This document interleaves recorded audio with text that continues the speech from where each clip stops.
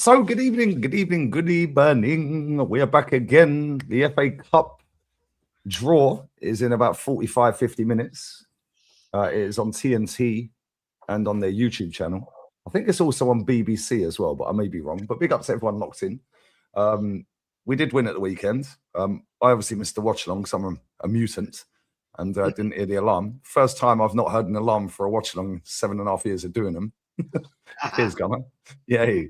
And in the end, I ended up going back and watching the game. And yeah, that was 2 hours of my life I ain't getting back. Only bright side for me was Max Dowman. But anyway, we're going to get into that. We're going to dissect that. I'm sure we're going to have some good opinions. Big up Static for the pinned comment. It's got everyone's links there. I will be doing not the FA Cup game tonight. F that. I'm going to be doing Espanyol Oviedo. DJB is not available. But big up to him. And big up to everyone locked in already. Smash the likes up. Jezza, we love the FA Cup, mate. I was actually watching you and DJB last night on the Sunday sit back. And yeah, very enjoyable, mate. Very, very enjoyable. How's your Monday been? Yeah, it's been undone anything, mate. Yeah, no, I've done absolutely jack today. And yeah, looking forward to this show with you guys as always, the real ones. Enjoyed the show last night with DJB. Absolute facts were spoken. And yeah, I'm looking forward to talking about the Mansfield game. As Kenny Ken said, that was a proper old FA Cup game. Dodgy pitch like the 70s. You know, it was the big boys against the minnows, and the minnows nearly took us out. And yeah, it wasn't great football, but I enjoyed it. It's the FA Cup, and that's to me what the FA Cup's all about. And looking forward to see who we're going to get tonight. I'm hoping it's going to be Southampton, as that's quite easy for me to get to if I could get a ticket, of course. But yeah, looking forward to the show, man. Big up, man. Jez, it's Arsenal is pinned. Southern Gooner is pinned. How are you, mate? How's Monday? Doing good, man. Doing good. We move on. In another cup, and we're in the quarters, and we'll see who we'll get here in a little bit. But we're getting to the business end of the season, and it's getting closer and closer. And I will say this: I'm enjoying what I'm seeing. Now, I didn't enjoy the game this weekend, but I'm enjoying seeing us. You know, with one trophy here. We're in a final in a couple of weeks. Moving on to the quarterfinal. We all see our league standing. Champions League starts this week. Just kind of sit back and kind of enjoying everything right now. Just sitting back and watching. So we're doing good, Brother Lee. Big up to the chat. Yeah, big up. Make sure you sub to Southern Gooner as well. Kenny Ken 1972 on Insta. Make sure you follow him. How's your Monday, mate? Monday's been very, very good. I'll tell you one thing, right? I understand why I used to go bald. I used to be fully bald before, like Matty, because I'll tell you one thing, having hair, afro hair, without putting any cream in your hair, it's a bloody pain in the arse. The amount of knots and like bald, patches, empty patches in the hair is a pain in the arse. I've got to comb my hair for about at least an hour just to get it up and down and straight. But as I said, the FA Cup's the best competition in terms of there's a lot of people complaining. There was a guy who thinks he speaks for every football fan, especially all Man United fans. Some of the things he said recently about Man United was sense, but he was so wrong about the FA Cup being boring and irrelevant. And that was just so wrong. What we had this weekend was proper cup football. We had shocks at Craven Cottage. We had a shock at, Vale Park. And we had a game against Mansfield where I actually loved it. The only way Max Dowman, Salmon, Mosquera, Hincapié are going to learn about English football is a game like that on a bad pitch where the pitch is uneven, where the ball held up, and that's how you learn. Max Dowman came through his patch. I wasn't upset with Salmon making a mistake. That's the only way he's going to learn. I'll tell you one thing, the problem we have with a lot of our players is that God forbid it doesn't work for them at Arsenal. They leave Arsenal and they go to clubs where the facilities are like that and they can't cope. It's about time they actually learn about the game. And you'll learn more, Max Salmon will learn more from playing on Saturday than he would have learned about coming on against Kirat and Marty, all those kind of clubs. Max Salmon will learn more playing on Saturday than he would have learnt on playing in pre-season against Newcastle, or coming on for the last 30 minutes against Leeds when beating 5-0. Now, that's where you learn your trade. That's really good. Also, I want to say, there's watch High Performance. Mr. Dean is on. He's talking specifically about how he left the club, and also at Arsenal, Paul Davies is doing an interview. So that's a history lesson for all Arsenal fans, especially I support Arsenal because of Ian Wright.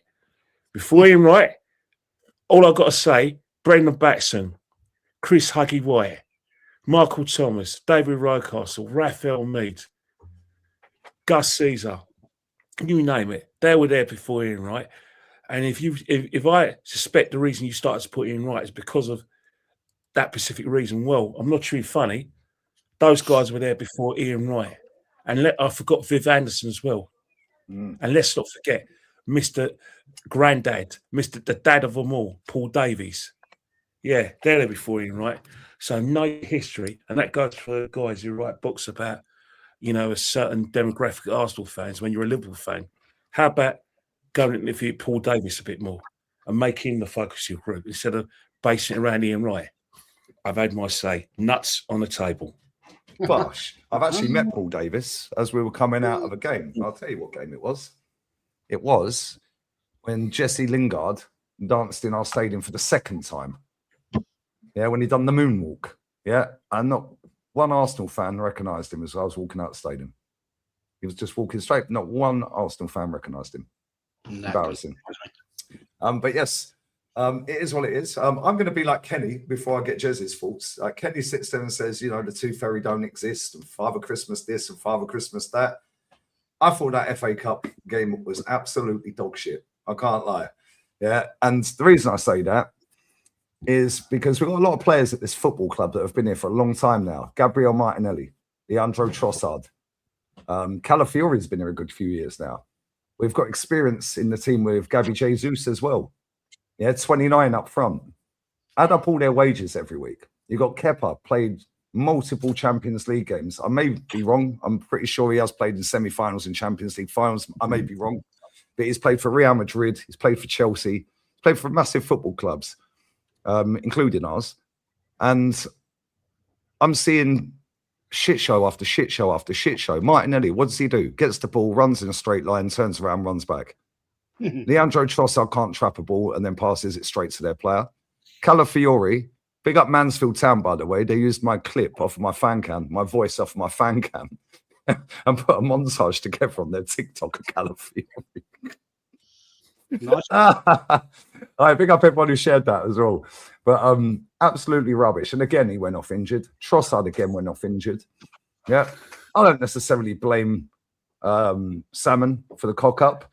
Yeah, because he was playing next to Mosquera, the second coming of Sol Campbell. Yeah, how's that worked out? That guy got absolutely taught levels on how to defend against the centre-back. A centre-forward. Oh, and he fouled miserably. Yeah, I thought it was a pathetic, weak, spineless performance. And not one of them players, yeah, apart from Dowman and maybe Norgard. I thought Norgard played all right. Other than them two, yeah, Eze obviously scored. Yeah, nice goal. Same with Madueke's goal. But Madueke, that masked a shit show of a performance for me. How many times do you want to take your man on? Like, if he got points for taking a player on, he'd be top of the league. Like, on his own. Nobody would catch him individually. Yeah, this guy is rubbish. Yeah, and that goal masked it. Yeah, Eze, why did we bring him off the bench? Why is Saka coming off the bench? What did he do when he came on, by the way? Like, again, 300 grand a week. Add up our forward line and how much they are getting paid between them all, our attacking players. And the best one on the pitch was a 16-year-old academy kid. Yeah, absolutely embarrassing. They should be going out there, in my opinion, before I let you come in, Jezza. I think that they should be going out there saying this is an opportunity because Gyökeres ain't really stamped his authority on this team yet, has he? Let's be real. I like him. I know a lot of people don't. That's cool.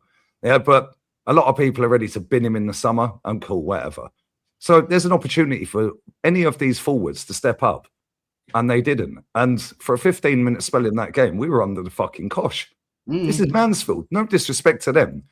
Yeah, we're talking about seasoned international footballers for big nations, Brazil, Germany, Italy, yeah, England, Spain. It was fucking embarrassing. I can't lie. Yeah, and listen, It is what it is. But when you've got players that are taking 250, 300, 120 a week, I'm sorry, mate, that ain't good enough. And not one of them has stamped their authority, apart from maybe Norgard and Dowman. But what did you make of it, Jezza? Sorry to be a killjoy and all that, but no, that's right. He summed it up quite well. I mean, it went pretty much as I thought it was going to go, right? Yeah, the pitch wasn't great, which is what I expected. It was a proper half grass, half mud, bumpy, bobbly. They'd obviously done and tried to get it decent, but it wasn't the manicured carpet that we get every other week at the Emirates. And it seems to me some of these footballers need to step up a little bit and learn how to play on a shit pitch, because I'm sorry to have to say it, Havertz, mate, surely, and you were a kid and you were growing up and you were playing on a Sunday morning, you would have played on shit pitches. He could not control the ball. It was a joke. And I'm thinking, how much are you getting a week? You know, and you cannot control the bloody football on a football pitch. There was some, I'll tell you now, there's a few players there, mate. They can go in the summer. They are bloody awful, right? Jesus, it was, well, what did he do? What did he do? Nothing. You know, Havertz, as I just said, shockingly bad. You know, did nothing.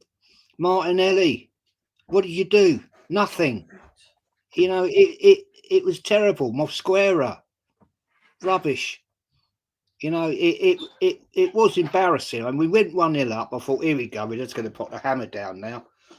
And we didn't. And they equalised. Deservedly, in my opinion. Be quite honest with you. They could have had 3 in the first half. We could have been all kinds of trouble. But we muscled through. And the 2 goals we scored were nice. They were good goals. But against Mansfield Town, respectfully, mate, come on.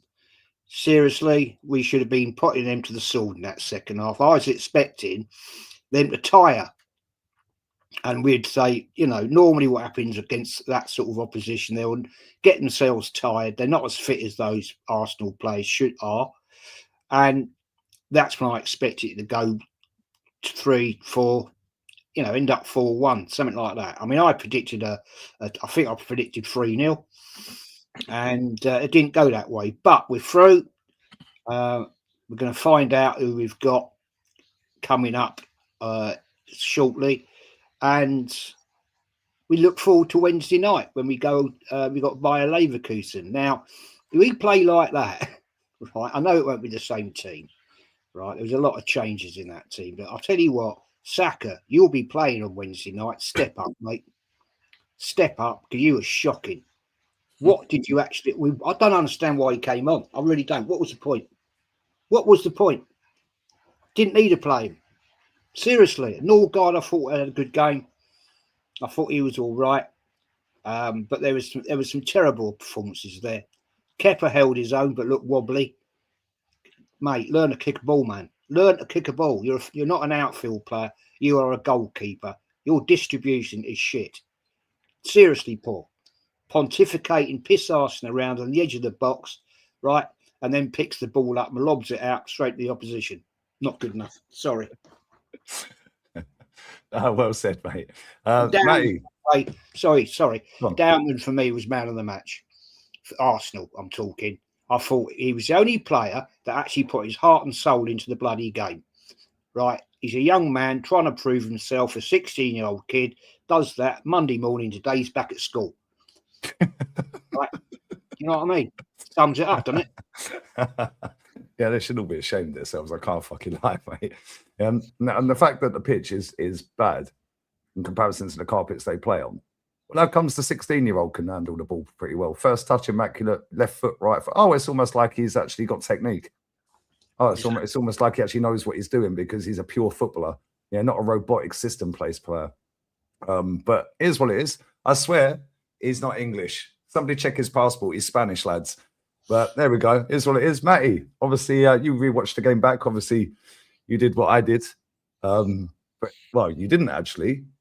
The American stations had it wrong time, right? Yeah, they had the listing was wrong. So when I checked Friday night, I thought the game was at another time, and it was a whole different time. And I woke up the next day. I was like, "Well, hell, I missed the whole damn game." Oh man! But I did go back and rewatch it, man, and I went back and I'll tell you what that game was for me. That game was a showcase on who needs to be sold in the summer. We've been telling you all about some of these players. This Calafiore can't stay healthy. I'm looking at Kieran Tierney walking around on Sunday. You know, he's going to he's going to a semifinal now. They said he was injury prone. Well, what is Calafiore? Because you hadn't seen much of him at all this year. As soon as he comes back, he's out. Trossard. Well, I mean, that just Trossard. The last month have summed up Trossard. Martinelli. He can't take on a defender from what was that? League 2, Mansfield? League 1? Was it League 2? League 1.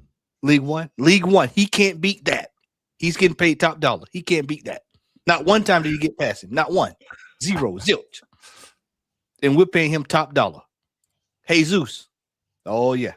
Earlier this year, everybody was saying Jesus is coming back. He's back. He's coming back. Jesus is coming back. To do what? Nothing. Same thing we've seen. These are players. I want people to understand the severity of this, what I'm about to say. We are, whether people want to believe it or not here, we've got 2 weeks here. We've got a cup final. After that, we're going into this league title run-in. I said it here. If we lose some of our major players, these are the players that have to step in. Do people remember when Rob Holding had to step in there that year? We bottled it. Oh, yeah, but he can do a job until he's called upon to do the job. This is what we saw. Those players from Mansfield should take a bow, especially those forwards. That brother, hey, somebody's gonna get him a deal somewhere. He'll be playing he'll be playing in the championship somewhere. This brother here who played this weekend. They went out there and they showed exactly what time it was. And Kenny nailed it before we came on. He was talking about throwback FA Cup game. They got up out the bed, roll. Oh yeah, we don't have to worry about it. It's Mansfield. We'll just turn them over. Okay, well, cool, go do it. And what happened? They got punched in the mouth. A 16-year-old was out there running the show. Dowman running through people, taking people on. Couldn't pass this person, couldn't pass that person. Told you the boy plays like he's 22 years old, 23, 24, like he's been playing for a long period of time. Stuff we watch on Thursday Night League. That's what you look like when you look at Dowman. People cutting past people, moving. You know, Matt Wakey. When I talked to DJB earlier today, I said he was talking about Matt Wakey, and I said, doesn't it sound the same when we talk about Martinelli? He scores a goal, but what else did he do? Nothing. We're starting to have the same problem with a lot of these players, and a lot of these players, they're players. Every blue moon, they may give you a goal, but then when you need them to, when you have to call upon them, can they get the job done? And I watched that game, and I just kept saying to myself, we've got some serious fixtures coming up down the line here. And this is Mansfield Town we're talking about here.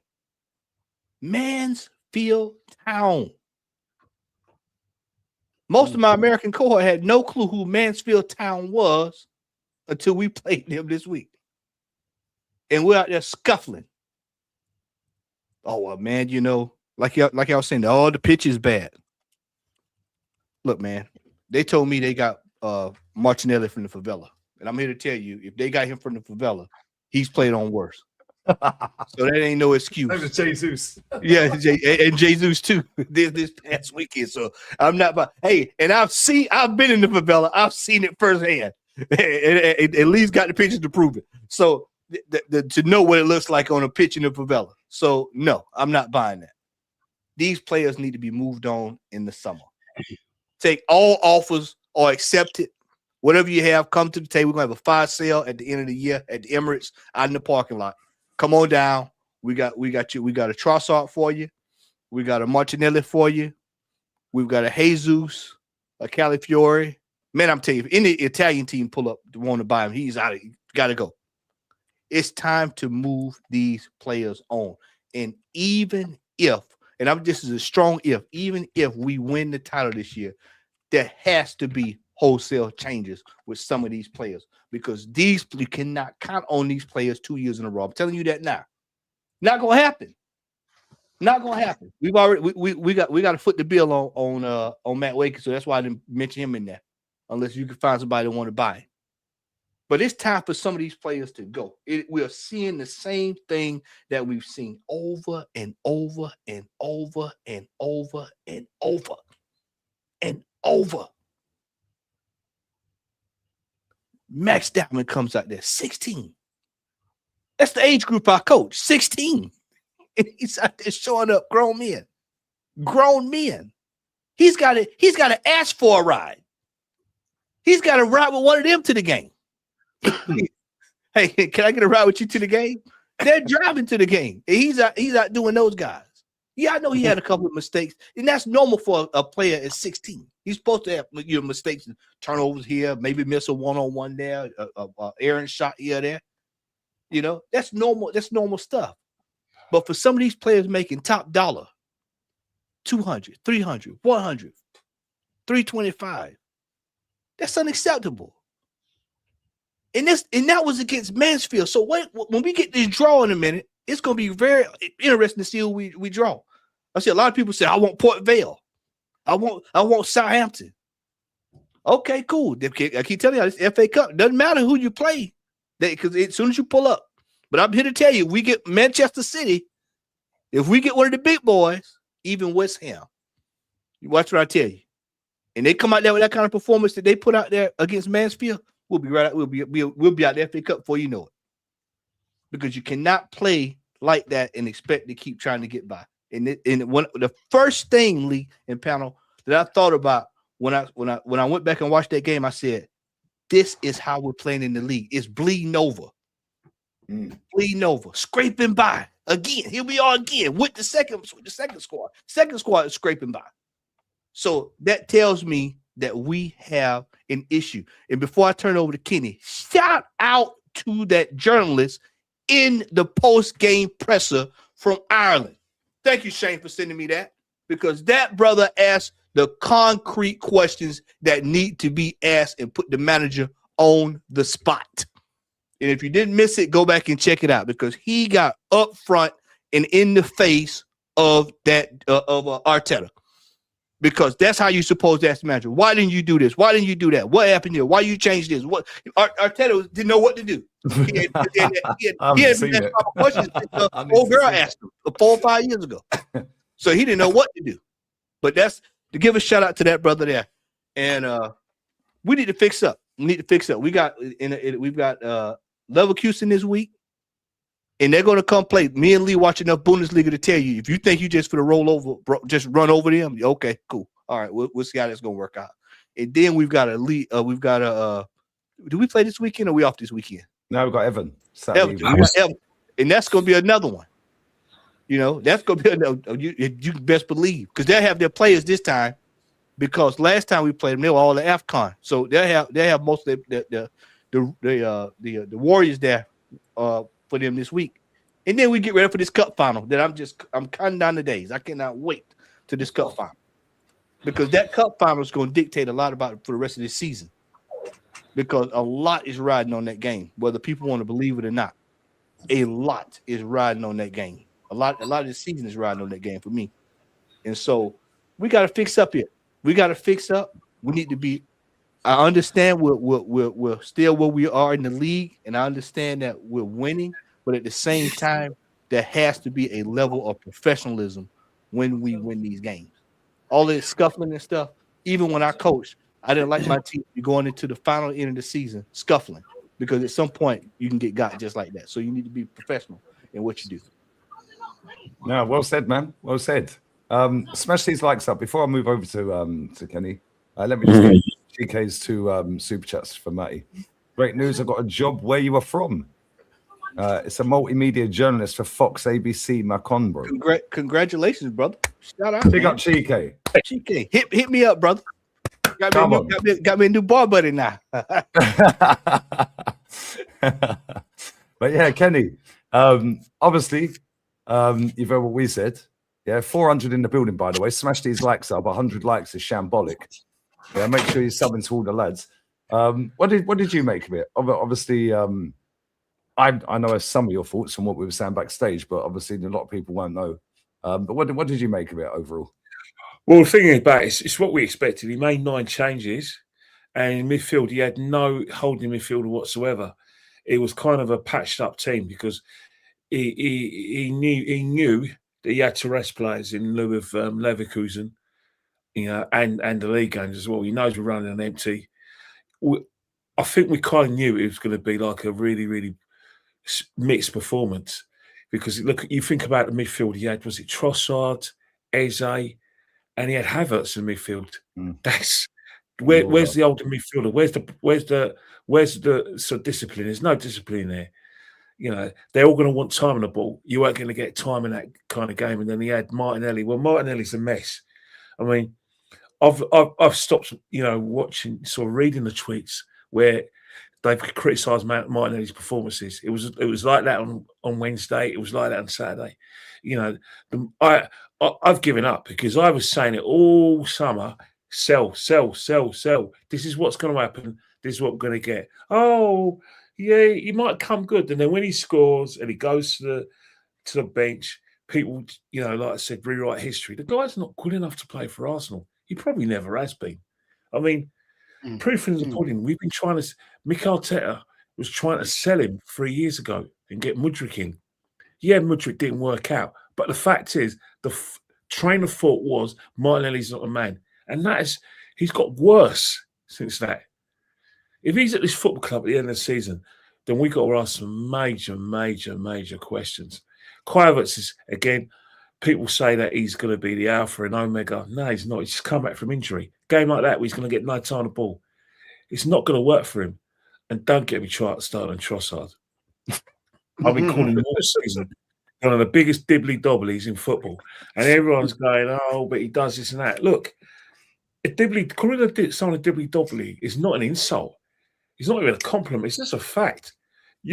What we saw before, at the end of the calendar year and for the beginning of this calendar year, he was in good form because that's what dibbly-dobblies do.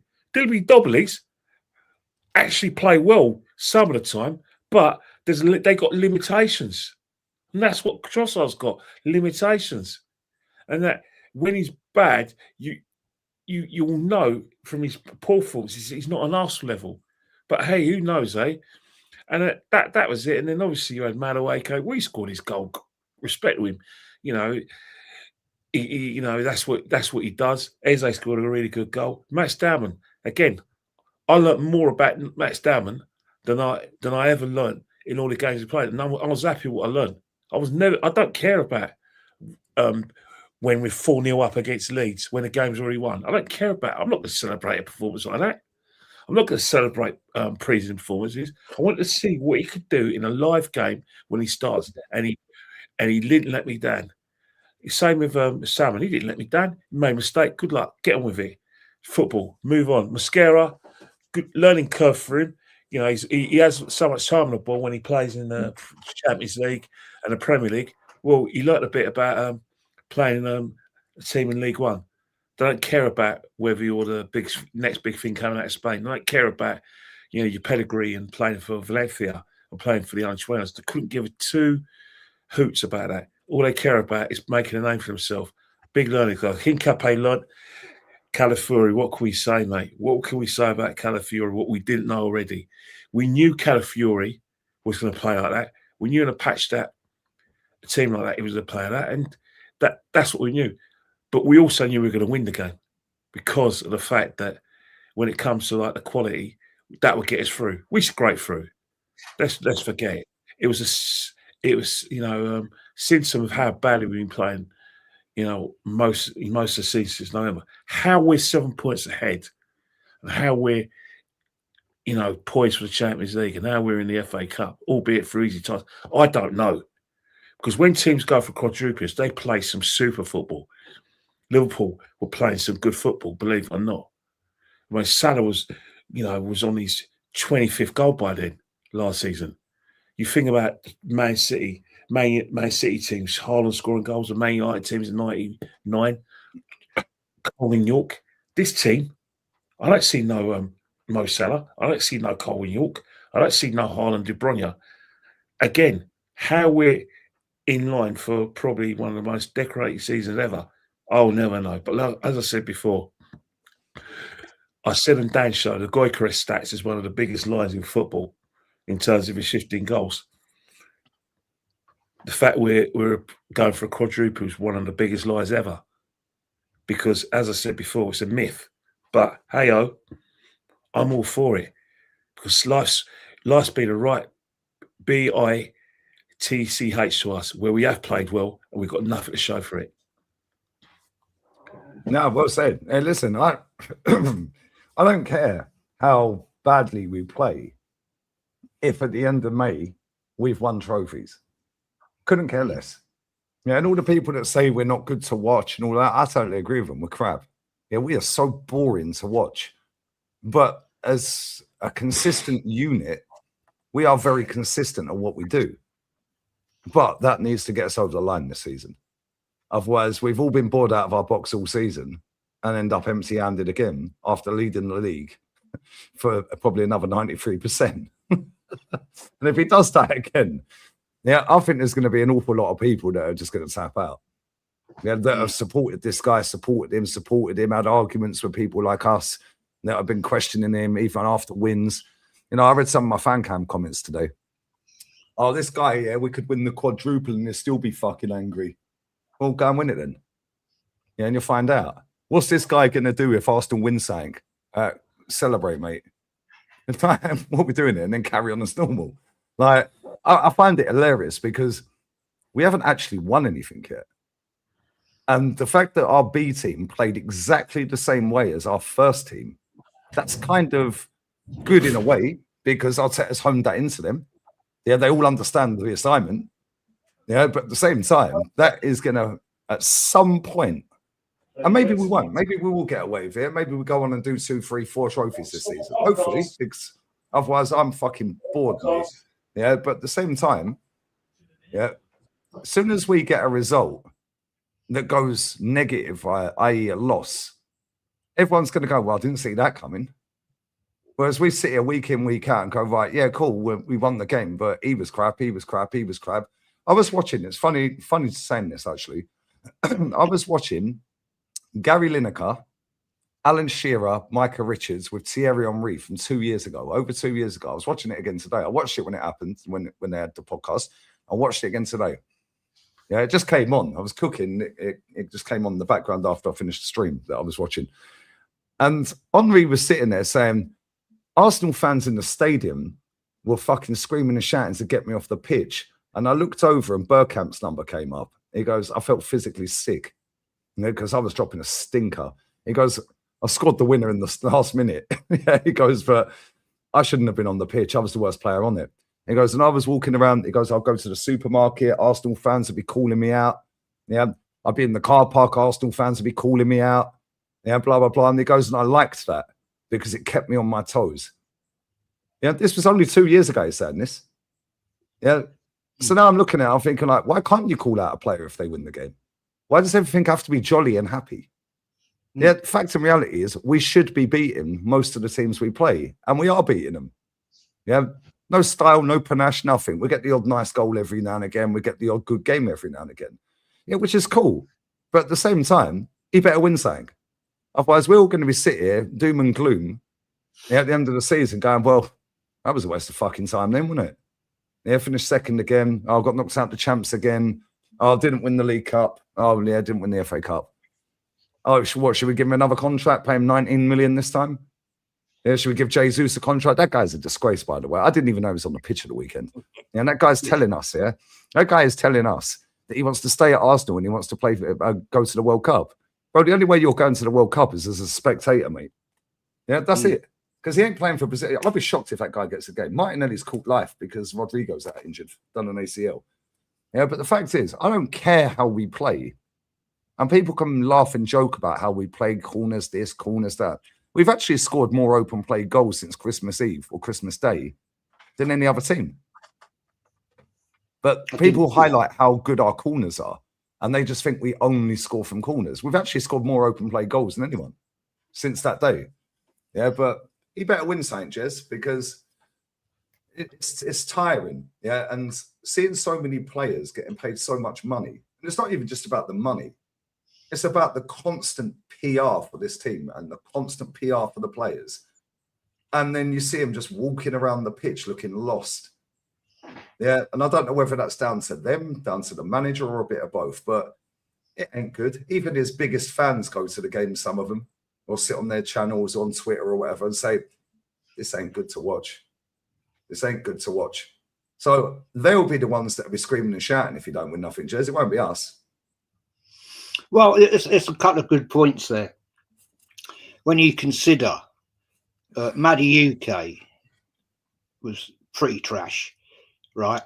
And when you consider when Saka come on, their combined weekly wage is more than the whole of Mansfield Town get paid a week, right? So there's now had 20. Sorry to cut you. Now had 29, 280, and Jesus 265. Yeah, I mean, I think what it is, right? I mean, we don't play pretty football. I think it's not that we're that good. I think it's the fact that we're hard to beat. Because when we've got our full defence, we are tough to beat. That is what way I look at it. But you know, I was saying this the other day to Shano. You know, the George Graham days, we didn't play great, fantastic, flowing, brilliant football, but we had the most unbelievably good defence that teams couldn't break us down. The year, you know, when we eventually won at Anfield, and the 91 team, which I agree with Kenny, was an absolutely sublime football team. Shame we lost that Chelsea game, but we're not pretty. But we're shithousing it. We're shithousing our way to the League Cup final. I wouldn't be at all surprised if we shithouse our way to the FA Cup final, depending on who we get today, of course. But it's going to be an interesting one on Wednesday night against Bayer Leverkusen. I expect to win it. That's the team you asked me after the last round of the Champions League, who would I want in this round, in this pick? And I said Bayer Leverkusen. I think they're possibly the weakest link. It's not going to be a walk in the park. We know that. But at the end of the day, it's going to get tough now. The pressure is on, and it's going to be a cauldron now. Every single game is a tough game. It's every game's a cup final from now on in. Now we've got to stand up and show that we actually have got some kahunas, as Kenny would say. We put the nuts on the table and see what we can do, because that's what a proper winning team will do. And you know, it's. I know there's been. I'm one of the biggest critics of Odegaard because I think he's slow, he's boring, but that midfield was terrible. It was terrible. Without Rice there keeping it together, I'm glad he didn't play. There's no need for him to play, but you just showed that there's so many holes in that defence, and a team of Arsenal standards against the Mansfield Town, respectfully, shouldn't be in that much trouble. And we haven't got it. We have not got it. And I'll leave it on that one. And by the way, Kenny, we've obviously been shopping in the same shop, mate. It's the old Slazenger shirts.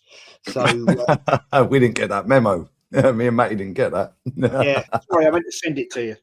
But yeah, that's the way I see it, Lee. That's the way I see it. No, what about you, Matty? Because like we sit there watching these watch-alongs, mate, and it's just boring, isn't it? We all watch the games. Even people in the chat that don't support Arsenal will be watching the games. Yeah, and the amount of people that are in the chat that go like, your watch-along's more entertaining than the game. Like we see it every game. Yeah, he's got to produce this season. Listen, we are in the cup final. We are in all competitions, but let's not forget, same as Man City, they're in all competitions. Yeah, and if they beat Palace and then beat us, it's 1 point. Then it's fucking squeaky bum time, then, isn't it? Yeah, Leah, personally, I don't think a lot as far as this league is going to be solved until we have to get to the Etihad, and we got to see where we are going into the Etihad, and we need to see how we going coming out of the Etihad. And I still think there's a few landmines there. And this is why I'm sounding the alarm on our play, because you just can't keep winging it like that, because you're going to get caught after a while. You know, we've got to get some kind of form of consistency here. Jez touched on something there that I think is one of our major problems. It's this midfield. You know, we're going to have to look at that position in the summer, or you're going to have to start looking at, you know, do we want to bring Dowman in? You know, and you know, I don't know if anybody on this panel is concerned with this manager touching this, having to deal with the youth. We know how that works out. You can go talk to Ethan; he'll tell you about how all that works out. You know, so you'd have to have that discussion. But we're gonna have to start tightening it up, because we've just been scraping by, man. And like Lee, like you said, it's just been somebody in the comment section put in there earlier. We hadn't had a complete 90-minute game, and I can't even tell you a complete total 90-minute game. And you're going to have to, in order to start winning things, you're going to have to start having 90-minute games, because it's going to take 90 minutes. This is why I said that final in a couple of weeks is going to be it's going to be pivotal to this season, because then we're going to see how this team operates under true pressure, because that's the first time that they have absolute total true pressure placed on them, because something's on the line. And then they're going to have to come back out, and then they're going to have to deal with the fallout from that, and then move forward.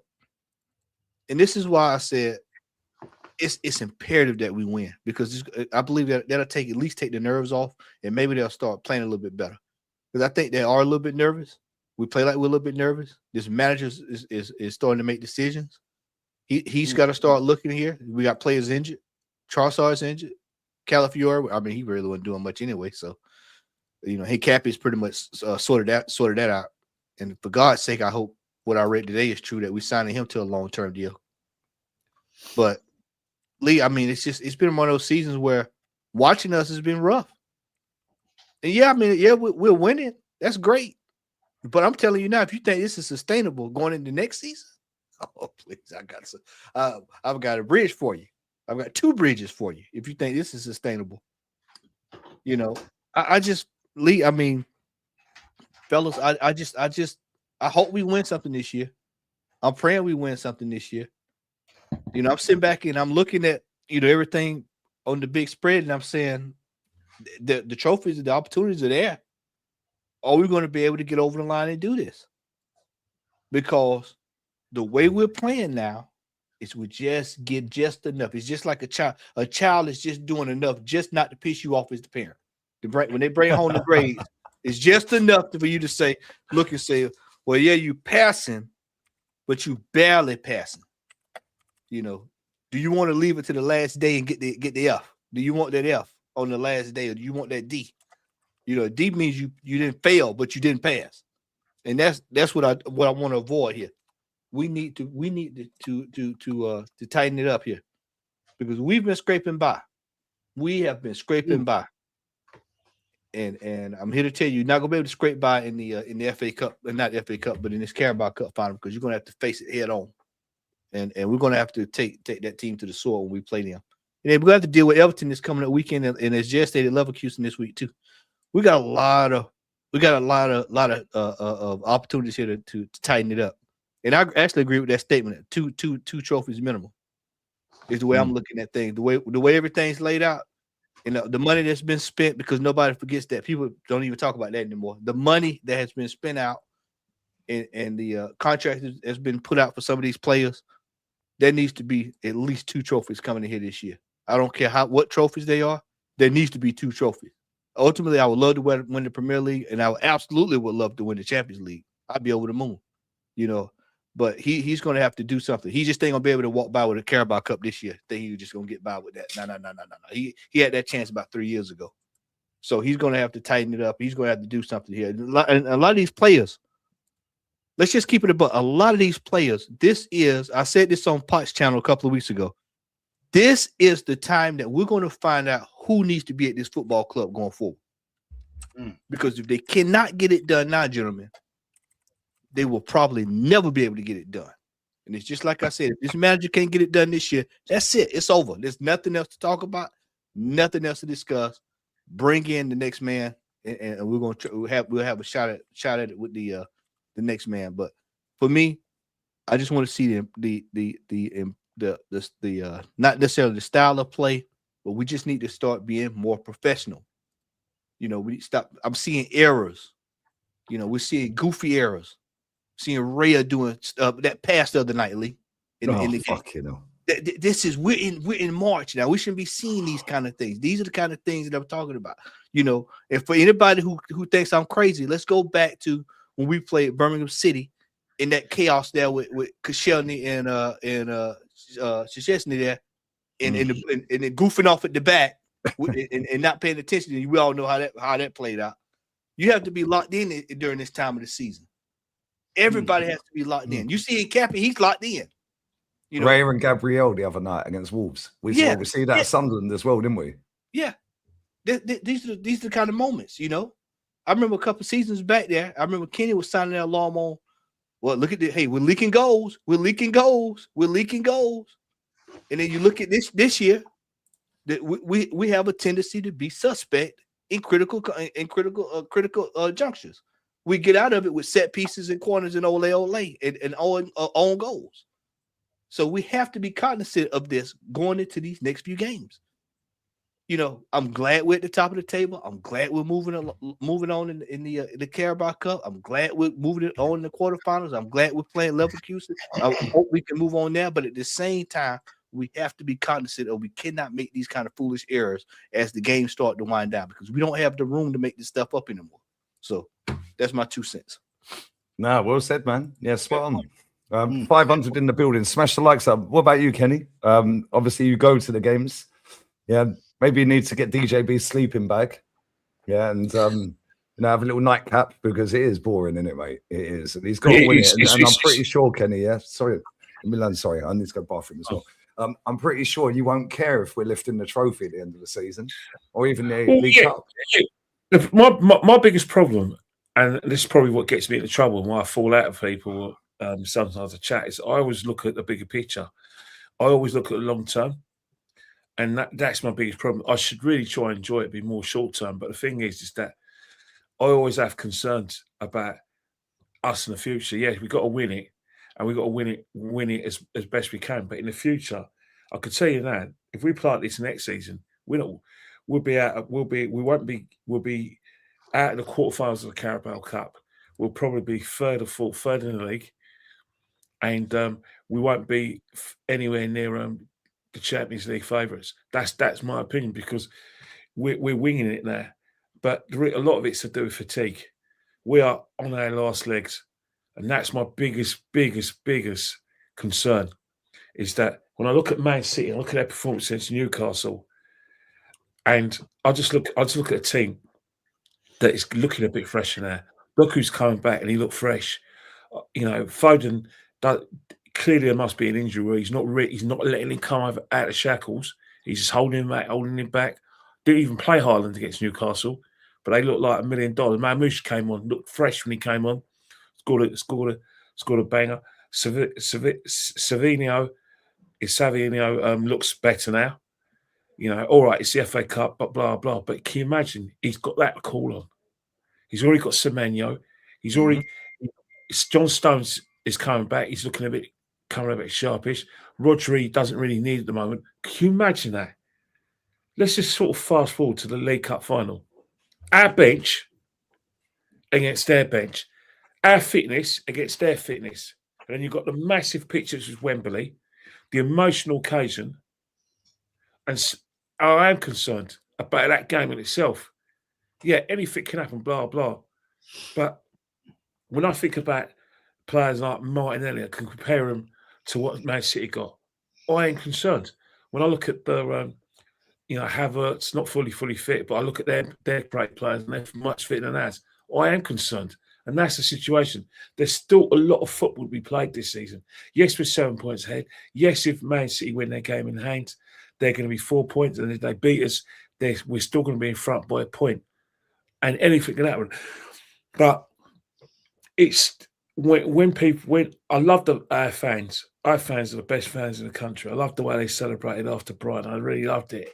They had every right to feel optimistic. They had every right to cheer. And I just hope that for those guys, it's not premature because there's so much, football we play, so many big games, and I just think that the way I look at it is that it's time for Sakina to come to the party.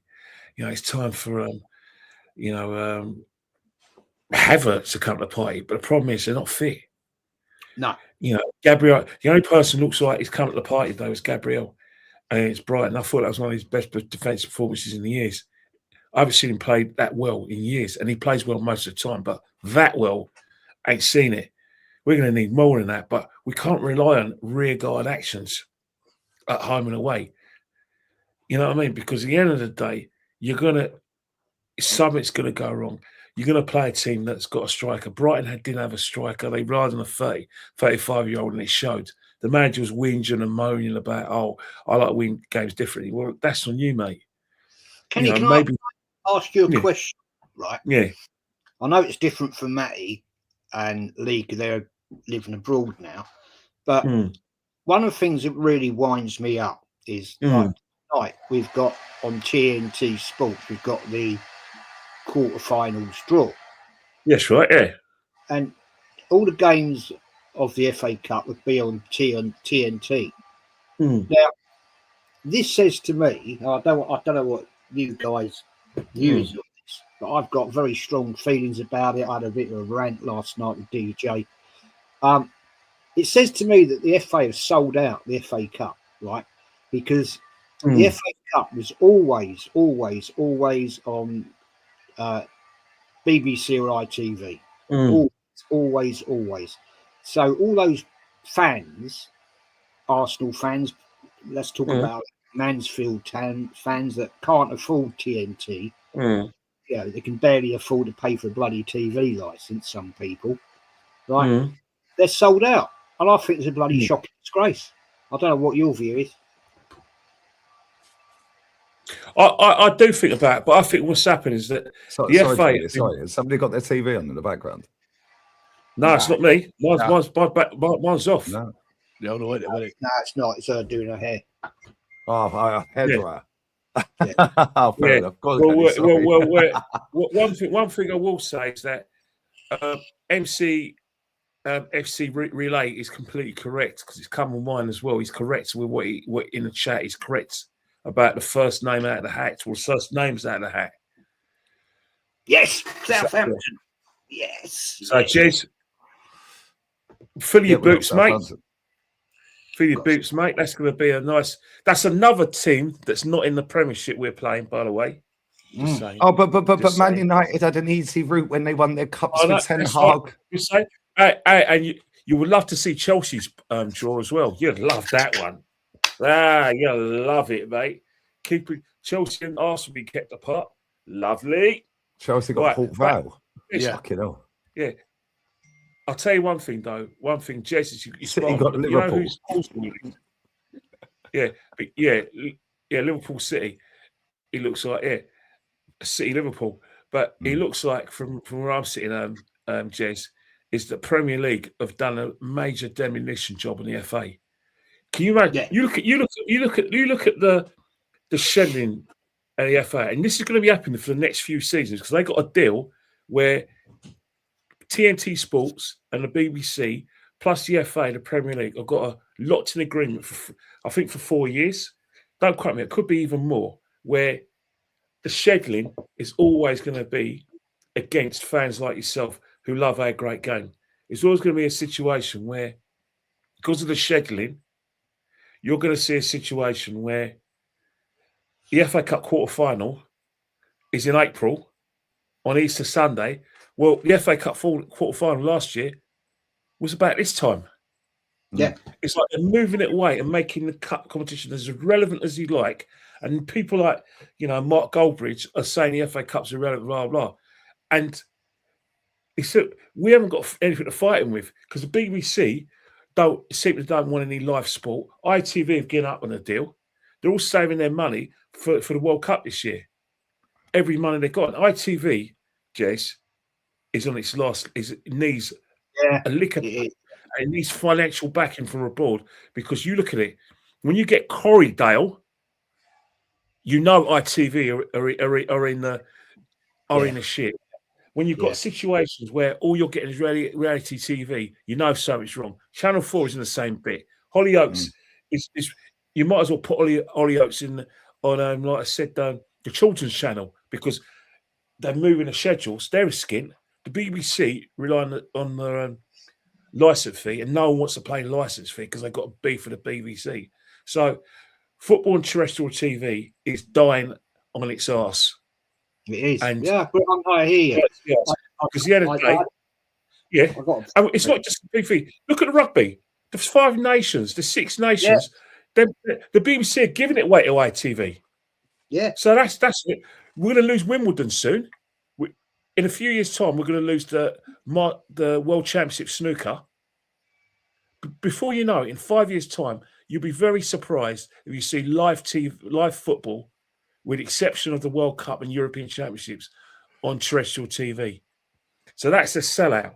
Let's talk about the Premier League and the FA. The Premier League have bullied the FA so badly that the FA have agreed once again to have their major tournament, the most watched game previously in world football, has to be on a separate day during the Premier season. It should be the last game of the season, last English game of the season. But we messed around with the FA Cup again, and we said, well, you know what? We're going to have Premiership games on the Sunday, but you can have your day on the 16th. It's a disgrace. But guess what? They're doing it for the next few years. Yeah, and then you know the biggest insult to the FA Cup is they call the playoff match, the Championship playoff match, the richest game in football. What, that kind of crap? The team that finished 6th and get promoted. What a bunch of losers. They're kind of trappable, and some of them are has-beens or never was-is trying to get the Premiership, and they think that game is more important than the FA Cup. There's your answer, Jez. Do you know what as well? Yeah? Sorry to cut in as well, yeah. The day we played that League Cup final, Tottenham played Forest. How? How is that even possible? It's not right. It's wrong. No.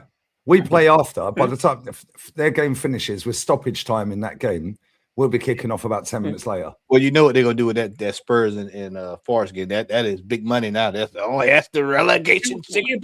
Yeah, the dogfight. Oh my God, the great escape. Saturday, though. Yeah, but look what happened on Saturday. We had Wrexham versus Chelsea. During the game, the BBC and TNT did make no concessions with a possibility of extra time.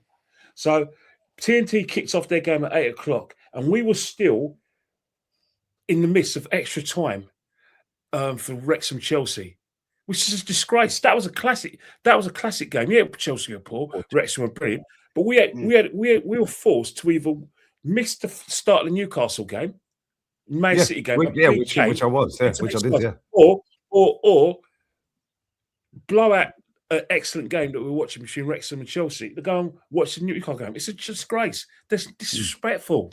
It's disrespectful for football. But at the end of the day, TV have sold it. The BBC are an embarrassment, and so is ITV. ITV got an excuse because they're skint, and advertisers don't want to know because all the advertisers just want to go and want to put their money elsewhere. That's their choice. But when you're someone like me who still plays the licensee, I want live football. I'm not paying to see Gordon, cooking MasterChef again and again. I ain't paying to see bad scripts for EastEnders. I ain't paying to see Grant Mitchell.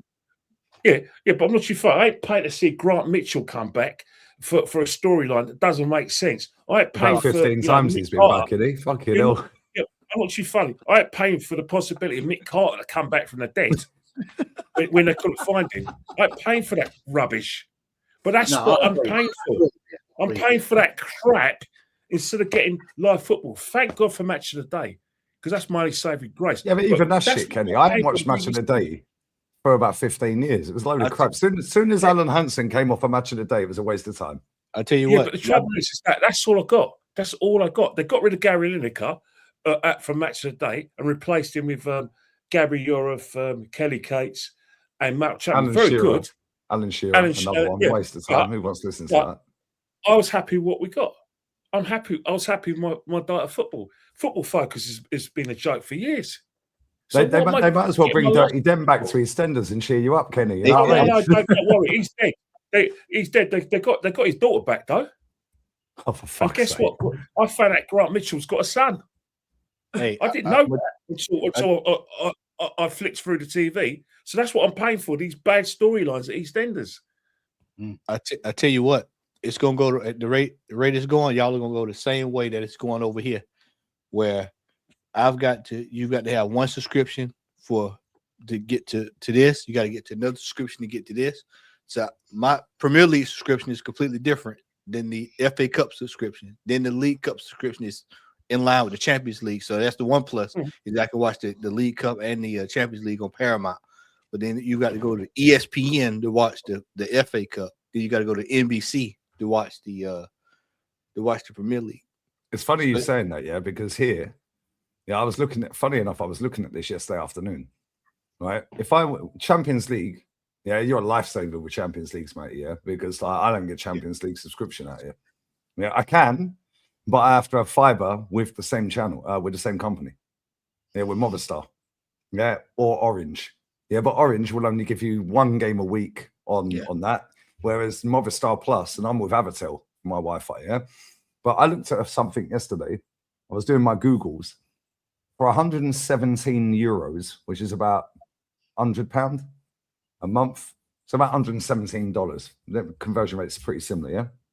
I can get the top 5 leagues, the Portuguese league, all games, every single game. Champions League, Europa League, domestic cups in every league. Yeah. Every single game. Yeah. And I get 1 gig fiber. And I get all the TV package for the movies and everything. Yeah. £117.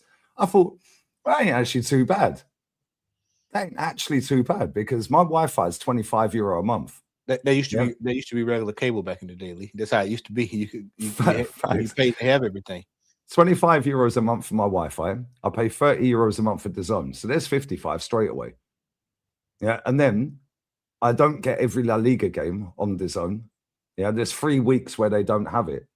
3 game weeks where they don't have it. Like the game tonight, yes, Espanyol playing 40 minutes. That's not on DAZN. And it's not on Movistar Plus online. It's on Movistar Plus. You have to have the TV package to have it. Yeah. But then Champions League, I don't get any of that. I get Bundesliga. I get French league, yeah, but I don't get the Italian. I get a bit of Italian league, yeah, but to get the whole lot, you have to have about 5 different subscriptions, unless you go and get the full TV package, yeah, for the movies like Sky Sports and like Sky Movies and all that crap in England, yeah, right. But then the Wi-Fi package is like comes with it. I thought, well, that ain't too bad. But then I was thinking, like, why would I pay that? I don't like the Wi-Fi is good anyway. Yeah, it's 600 meg. That's a gig. Who cares? Yeah, and I was like, well, for Champions League, Matty gets that anyway. And it's only the odd game where Matty can't make it if he's working. And I can just find some stream anyway. And people keep saying to me, get a Fire Stick. Yeah, that's all well and good, but they're about a minute behind.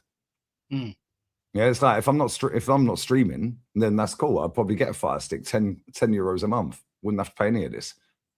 Yeah, but it is a rip-off. The thing is, all these things, I pay for that Bing Sport, right? £74 a year. Yeah, I'll get everything on that. All the football leagues in Europe. I'll get everything. Sport in America, and obviously you get the Premier League on a Saturday afternoon. But what pisses me off, right? Last month, 6 weeks ago, right? I suddenly looked at my Sky account, and I was paying £120 a month.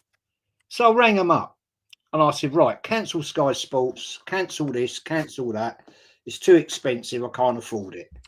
Yeah, and this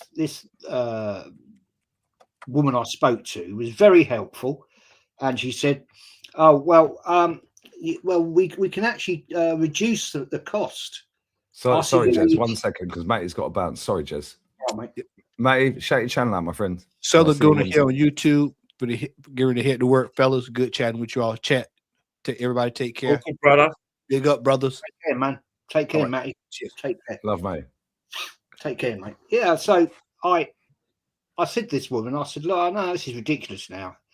2 years ago you reduced it, and gradually it creeps up, it creeps up, it creeps up, it creeps up. I said, I've had enough. I've had enough of it. And she went, no. So straight away, it went from 120 something quid to 91. Got a month. Yeah. Well, you're paying 120 quid a month for Sky. I was Hey, paying. I've paid a bit more than that, Jez. Sorry? I tell you what, we're in the same boat, Jez. Yeah. And you don't even get all the Prem games. No. No, yeah, but You don't Jez, get the 3 o'clockers.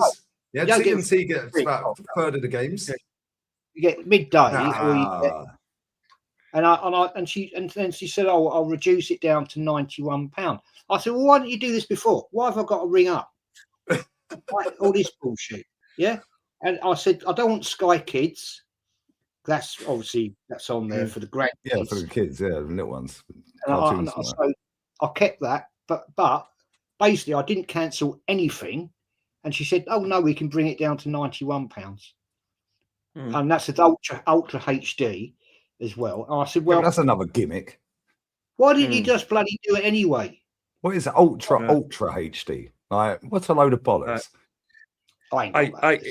It's even better for me. Jez, I paid about £20 more than what you're paying before, about 140, 150. But guess what? I get TNT with my deal. That's one of the places. So I get TNT into my deal. I get Netflix for free. Apparently I found out I get Amazon for free. And that's the thing. But the fact is, if you're paying £150 a month, I want the extras. Because you remember back in the day, after midnight, when you got the extras. Now you guys know what I'm talking about.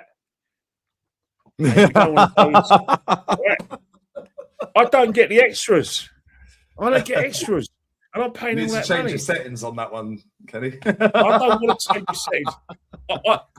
You know what I'm like technically. If I was good technically, I'd have my own YouTube channel by now. But you know, Kenny, 150 a month. Yeah, but that's about right. Mate. Yeah, but that's without your Wi-Fi. How much is the Wi-Fi? How much is your Wi-Fi? Yeah, but you know what's happened? The reason why I pay about that is because I have their I don't just pay for the TV. I pay for their Sky as well. So, for instance, I pay for the broadband. Plus, so you get the Wi-Fi into plus I get all the sports channels. Plus, I get all the interactive channels. So you get the interactive. So I get Netflix. It's still a rip-off, though. You ain't getting every game of football. You ain't getting. And another account, because I've got EE. I can watch TNT on my phone through. Well, it's Discovery, but it's going to be HB Max Pro. So it's one of those things. So for 150, you don't get every single Premier League game. Say they've got a 3 p.m. blackout. Well, yeah, but that's you don't get the FA Cup and the League Cup. Well, actually, you get the FA Cup and League Cup now. Yeah, but the League Cup, a lot of that's on terrestrial, and so some of the FA Cup. So, but that's not part of Sky. That's part of your TV license on top of that. Lee, 2 years' time. In 2 years' time, Lee, though, I'm going to be paying that package, and I won't get the Champions League. Because in 2 years' time, UEFA have sold the British rights to, guess what, Paramount. And I found out subscription is part of CBS. So who knows? I might be getting Mickey Richards teaching Jamie Carragher how to dance instead of getting some football analysis. I'm going to see Mick Richards trying to teach Jamie Carragher how to do the candy. I don't want to see him. I don't want to see him learn how to do the candy. I just want him to talk about the footy. I like Thierry very much, and then I'm going to see Mick Richards say, "Go up to every player, who gets interviewed. Yeah, basically, let's pick a player. Let's pick Mo Salah. Who's your favourite of them all? Who's the favourite pundit of them all?" And he wants them to pick him. Is that what I'm going to be paying for 2 years' time? They do that all the time. Who's your favourite? Yeah, I see a clip of him in your mouth saying, "Who's your favourite of them all?" Or Mick Richards teaching Jamie Carragher how to dance, or Jamie Carragher trying to speak Spanish. It's worse than mine. Yeah, or Italian or whatever. Kate Scott making fun of Jamie Carragher's Scouse accent. I mean, come on, what am I paying for? It's a joke. Real talk though, yeah. Like anyone paying that sort of dough, yeah, just cancel it. Just cancel it. Watch how quick they drop the prices. You don't get 3 o'clock kickoffs. How can you fly to Ireland? Yeah, sit in a bar in Ireland and get the 3 o'clock kickoffs. It's literally across the water. It's a 40-minute flight. How? I can on Bing Sport. On Bing Sport, I get it.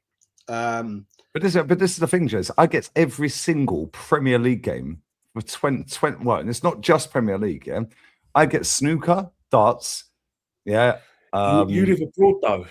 Yeah, but €30, $29.99. I get La Liga 2, La Liga. You don't get none of that. Yeah, but we got a countrywide ban in this country, innit? We're protecting 3 o'clocks. Why? That's because we're protecting 3 o'clocks. But with your package, you don't get any Sky. You don't get any La Liga. You don't get Bundesliga. You don't get Dutch League. You don't get Serie A. Then I could watch. There's probably Serie A game. TNT. Yes, you have TNT.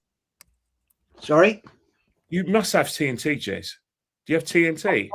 I get. Well, I didn't realise I was paying for TNT. I cancelled it because I didn't realise I can get it through Amazon Prime for nothing. Oh, fair enough. Yeah, and I don't pay for Amazon Prime because Amazon Prime on their Prime membership. I didn't know that until somebody told me. He said, "What are you paying for TNT for?" You go on. I can put La Liga 2 on right now. Almeria versus Cultural Leonesa. Yeah, that's free of charge on the zone. Yeah, I can watch Lazio versus Sassuolo. Yeah, that's later. Marie, it's true. Yeah, Marie. I get NFL. Yeah, I can watch the NFL later. Yeah, the Kings versus Blue Jackets. And that starts in half an hour, 40 minutes. Yeah. Women's football. Yeah, NBA. Yeah, every single World Cup. Every single World Cup game, every single one of them is on DAZN España. Yeah, free of charge with my package. Yeah, I get F1. Yeah, I get loads of stuff on here, man. Yeah, literally, I get a lot of German football. Like next weekend, every German game's on here. Same with the Italian football all week. The only thing I don't get on here is the cup games, like FA Cup, League Cup, and the Champions League and Europa League, Conference League. I don't get them. But then I ain't really too fussed. When it comes to the Spanish Cup, Copa del Rey, or the Spanish Super Cup, yeah, that's on terrestrial TV in Spain. Yeah, so I just type in RTVE Play online, and bang, comes straight up, bang in real time. Yeah, because they ain't sold their, well, they have actually sold the Super Cup, right? It's in Saudi. That's where they do their Super Cup final, right? Yeah, but it's still free to air in Spain. Yeah, the Copa del Rey is free to air in Spain. They ain't sold it out yet. And even if they sell it out, it'll still be free to air in Spain because the Spaniards ain't fucking paying it. Yeah, they just tell everyone bollocks, we ain't paying it. Yeah, which is why their tickets for games are cheap. Their tickets, you ain't getting ripped off out here for a ticket. A Real Madrid season ticket, cheapest one's about €500.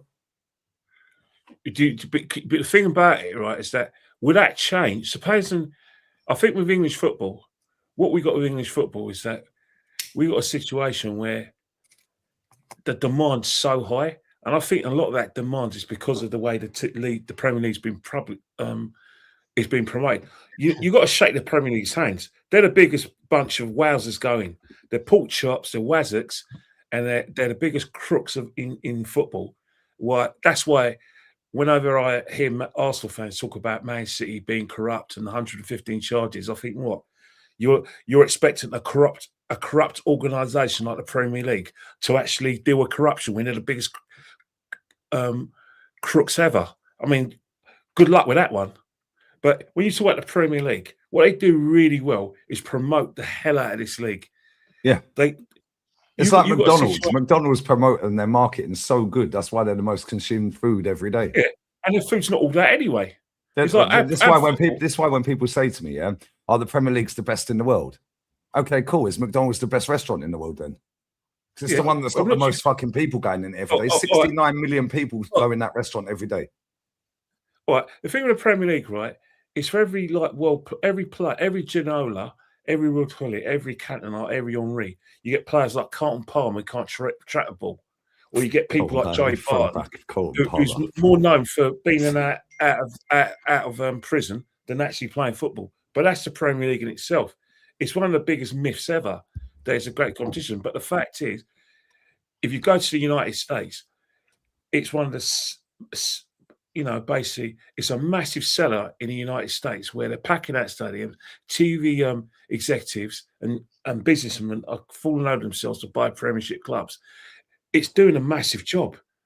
I'll tell you one thing: the Premier League have basically done a major business coup. One of the best coups they've ever done is where they've just gone and said, "Right, America, we're going to try and sell our game to you," and it's working a treat.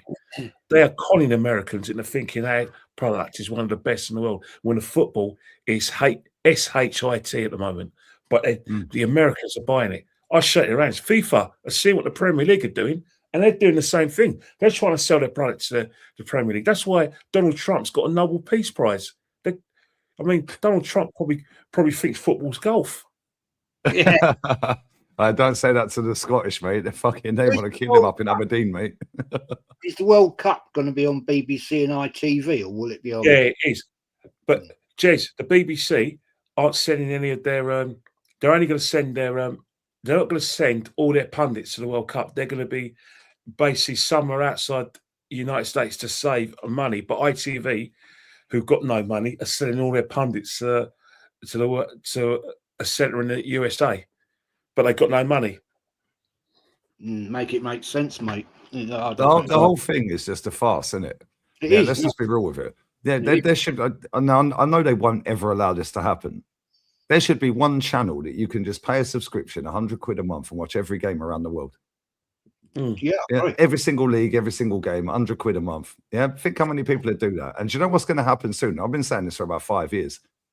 Yeah, when these clubs have had enough of the Premier League, which they will, because they always fight against the Premier League, especially the Red Cartel. Right? They always fight against it. Yeah, I'm surprised that they have not, Arsenal, Man United, or Liverpool, set up their own. Yeah, and they've got their channels. Yeah, they can set up, and they've got the following. Yeah, they've got massive global support. Charge every single person around the world £10. Yeah, £15, £20, £50 a month. Yeah, and you can watch every single Arsenal game, every single Liverpool game. Subscribe solely to Liverpool TV, solely to Arsenal TV, solely to Man United TV. Charge them £50 a month. Yeah, and people will buy it. Yeah, and it'll probably end up being more money than what the Premier League give them. Yeah, for the TV revenue. Because the TV revenue that gets given to the Premier League, they have to take a percentage of that to cover solicitor fees, like if they have cases for the Man City 115, so on and so forth. They have to take money out of the revenue. Yeah, but the way they've structured it, it suits the teams at the very top. The Arsenals, the Man Uniteds, Chelsea's, Liverpool, so on there. Man City's, Tottenham. Yeah, which is why they're probably shitting a brick now that Tottenham are teetering on relegation, because they were one of the founder members of the Premier League. They're one of the big six. They've packaged the whole thing about founder member, big six, all of this. If they get relegated, they are shitting it right now. Thank you. Alan Sugar. Alan Sugar. I won't say anything because he might sue me. You know that you're little fired. Midget. That's what it'll say, Kenny. You're fired. You mean that little midget from Lord the Midget from Clapton? This is a guy that sold everyone down the river so everyone can buy his stupid satellite dishes. Yeah. It's true, though, isn't it? That's why he went for the Sky deal. What's it? Blow him out of the water. Yeah. I mean, he still got shares in Tottenham. I swear he's still got shares in Tottenham. I don't know about Alan Sugar, but the other day he talks about it was one of the biggest mistakes of my life buying Tottenham. You know, I told my wife I was mad. Yeah, but you didn't exactly lose any money, mate. You still made money from the Premiership deal, i.e., everyone buying your satellite dishes. And let's not forget, Spurs didn't just send you away for nothing. You actually sold your shares for millions to Enoch. So it's not as if you didn't make any money out of football. I think he's still got a stake in Tottenham. I'm pretty sure he's still. I know he's. Watch The Apprentice. I do. I love it. I think it's brilliant. Yeah, I love it. I would have smashed that back in the day. I would have won that. I shouldn't have applied. What makes I can actually imagine both you in an apprenticeship, because I know you're businessmen. I actually can imagine you both on. Yeah, but just to turn up shirt and tie, I'll just be turning up in fucking shorts and t-shirt, going, "Yeah, what? I'm better than all of them." That's what I used to do when I worked in double glazing. I'd be like, I'd wear what I want. I ain't wearing shirt and tie. I think you'll wind people up in the apprentice league. They'd be like, you're not professional, you're fired. I can see you winding people up in the apprentice. I can see you doing it. What makes me laugh on that? Every week he says the same thing, right? I don't like liars. And I'm thinking, hang about, Mr. Sugar. You're a multi-millionaire. You don't become a bloody multi-millionaire by being honest. True. Nobody does. You tell lies. You do dodgy deals, right? He's a barra boy from the East End. Yeah, come facts. On. Don't tell me that you were honest, and don't tell me when you were at Tottenham you weren't doing dodgy deals, right? Yeah, of course, 100%. Come on, man, please. Big up to Yaturo for the membership as well. Bless up, my friend. Appreciate that. Yeah.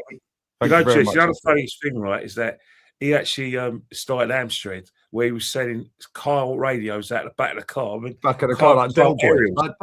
Kyle aerials. Were those aerials like straight from the wholesalers, or were they nicked? No, you were picking up all the fucking pirate radio channels and everything off of them. Yeah. Oh dear. Oh, I'll tell you what, if I'd ever gone on that apprentice show, right? Yeah, I'd have been sacked the first week. I'll tell you for why. Because if I'd been a project manager on one of them in projects, yeah, I'd have fucked a lot of people off and told them this shit, right? And I got to the boardroom and we hadn't done well in a project, and he turns around and says, "Well, why haven't you made all this money, Jez?" I said, "At the end of the day, mate, I fucked up, and how good were you?" So he'd go, "You're fired." I'll be straight out the door, mate. I go, "Well, fuck you then, mate." I wouldn't have made it. I wouldn't have made it on the show because I would have turned up in jeans and a t-shirt or a hoodie or something. Yeah, that's how I used to knock on doors, Kenny. Yeah, I used to get banned from meetings. Yeah, right, because I refused to wear shirt and trousers. No way. Yeah, I'd be like, it's too like too. Yeah, but when like, you went to people's houses, you must have wore a pair of nice shoes and shirt. No, trainers. And you actually went to a nice house around the sort of the home counties. Yeah. If it was summer, I'd have shorts and t-shirt and trainers on.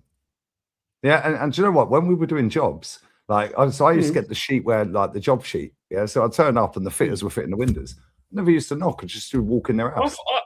I actually thought the front door would be open. The fitters are walking the windows in. I just walk in their house. Hello, Mr. and Mrs. Johnson, Mr. and Mrs. Smith. How you doing? Yeah, I'm the marketing manager for so and so. Just walk in. I ain't knocking. Yeah, because people got bored. Yeah, after the credit crunch in 2008, people were getting fucking bored of salesmen knocking on their door.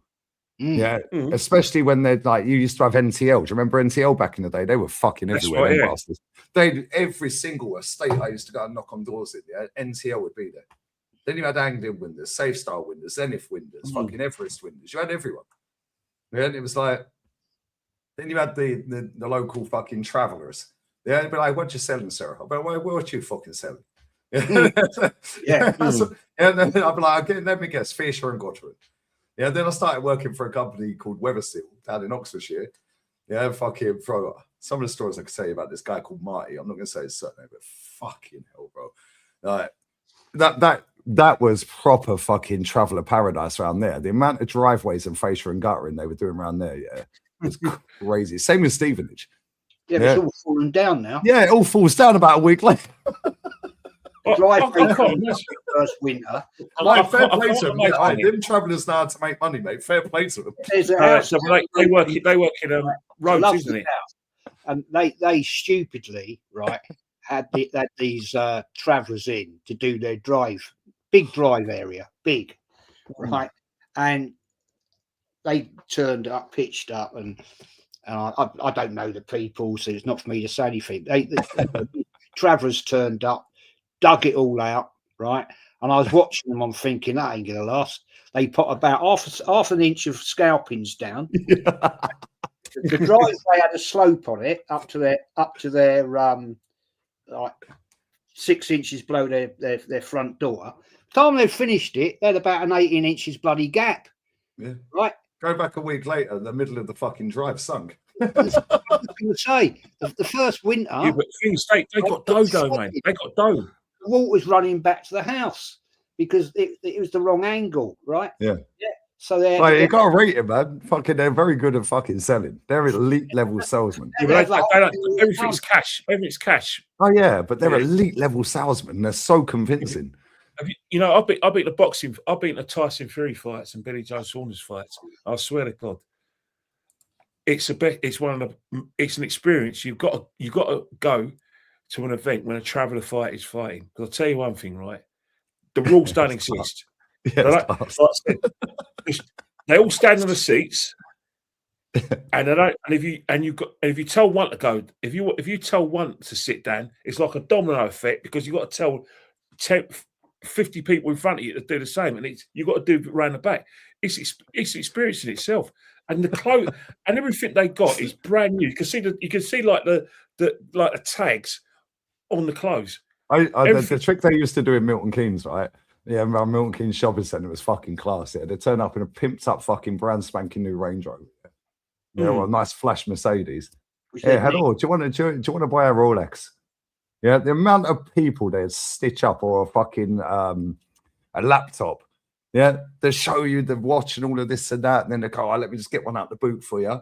Yeah, and it'd literally be if it was a fucking a MacBook or something like that, yeah, it'd literally just be a bag with 2 bottles of fucking water in it.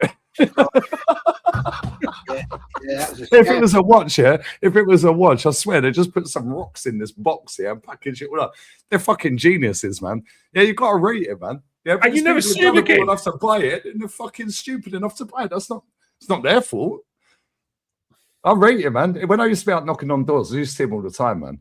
Yeah, and they just cruise up here, like tinted out windows on a Range Rover. Yeah, and they'd be like, "What you selling?" I'd be like, "What you fucking selling?" Yeah, they'd be like, "Oh, funny one, eh? Funny one." I'm like, "Yeah, I'm fucking hilarious, mate." Always round Aylesbury and Oxfordshire, yeah. Bro, I swear, I used to have so much fun, yeah. But they were cool, man. Like, cool with me anyway, because I just take the piss out of them, like in terms of mimic their accent. Yeah, if you show any sign of weakness to a traveller, mate, they'll eat you alive. Yeah, they'll eat you alive. Now you work for them. Like, fuck all that, man. Like, I see them all the time. They were always sound, man. Yeah, and they never ripped me off, so I'm cool. I'm pretty sure there's fucking hundreds of thousands of people that don't think they're sound. Yeah, but they were sound. Like, and I actually, when I worked at a company called Weatherseal in Oxford, yeah, years and years back, I was working with a guy called Marty. He used to give them jobs. So like they never used to sell fascia and gutter in the company. So any fascia and guttering jobs, yeah, he had a little sideline. Yeah, and they'd just pay us cash. They'd go and fit the job the same fucking day. They'd measure it and fit it the same day. Yeah, and we'd get cashed out in the evening. Yeah, they were quality, man. Yeah, they are elite level, man. I swear they're elite level salesmen, they're elite level blaggers, and they're mad convincing. Yeah, and fair play to them because they know how to make fucking money. Yeah, fair play to them. Yeah, all the time I used to see them. That I've never seen, yeah, an Irish traveller that's skint. No, they're always driving around in the nicest cars. Yeah, the nicest clothes. They've always got wads of cash. Yeah, most of their cars have been nicked, mate. Yeah, to be fair, I can tell you, I'll tell you offline about this story. Yeah, because I told the top boy at Anglian Windows, if you don't pay me my fucking money, because Anglian Windows used to go bust every couple of years for tax reasons. Anglian Limited, Anglian PLC, Anglian this, Anglian Home Improvement, every couple of years. Yeah, I told him once there. I said, "Yeah, listen, you don't pay me my fucking money, you cunt." He was in South Africa or Kenya or somewhere on a fucking safari. He goes, no, you get your money Wednesday. I said, it was due Friday, mate. We're now on Monday. Yeah, I said, you got until tomorrow. You got 24 hours. Yeah, otherwise I'm taking the car to a local traveller site around the corner. And you won't see it again, mate. And I'll get the money you owe me and you can get your car back. Yeah, I had my money in the account within 3 hours. Yeah, I was like, yeah, fuck off, mate. Like, the thing is, double glazing was so ruthless back then. Like, I can't imagine how hard it must be to do direct sales now, door to door in England. It must be nigh on impossible to make money out of that. Yeah, like when I started, I was 16. That was like, what, 28 years ago nearly. It was a piece of piss. Yeah, all you had to compete with was the travellers that are just walking around trying to rob them for driveways. But the companies I work for never done driveways. Yeah, or you had to go against NTL. Yeah, and Safestyle UK back in the day, they'd try to kidnap the fucking campuses. Ask Rolfie. Kenny, you know Rolfie. Ask Rolfie. Yeah, they put up in Chrysler fucking Jeeps, yeah, tinted out. Yeah, and they're all from Bradford, yeah. Yeah, you work for us now. You work for us. Yeah, me and Rolfie were like, no, we fucking don't. Who the fucking talking to? Yeah, but Zenith Windows that I work for used to have signs up in their office saying, if you bump into Safestyle UK canvases out knocking on doors, yeah, leave the area immediately. Yeah, because they would literally just bundle you in the back of the Chrysler. Yeah, and they'd fucking take your ID off you and go, oh, that's your name. Oh, cool, you work for us now. It was crazy back in the fucking like early noughties. Mad. I had Anglian do my soffits and things that I told you, didn't I, last year? Anglian are good at that. Anglian are very good for soffit and facial. They were proper guys, they were. Their fitters are good. Their fitters are the best out of all the companies I work for. They were brilliant. Although saying that, the last company, DG Solutions, I worked for them, yeah. They're in Hainault, near Romford. And their fitters were very, very good. Anglian were good as well, though. But for facial and guttering, Anglian are the best. They're a bit pricier than other companies, but you get it done properly.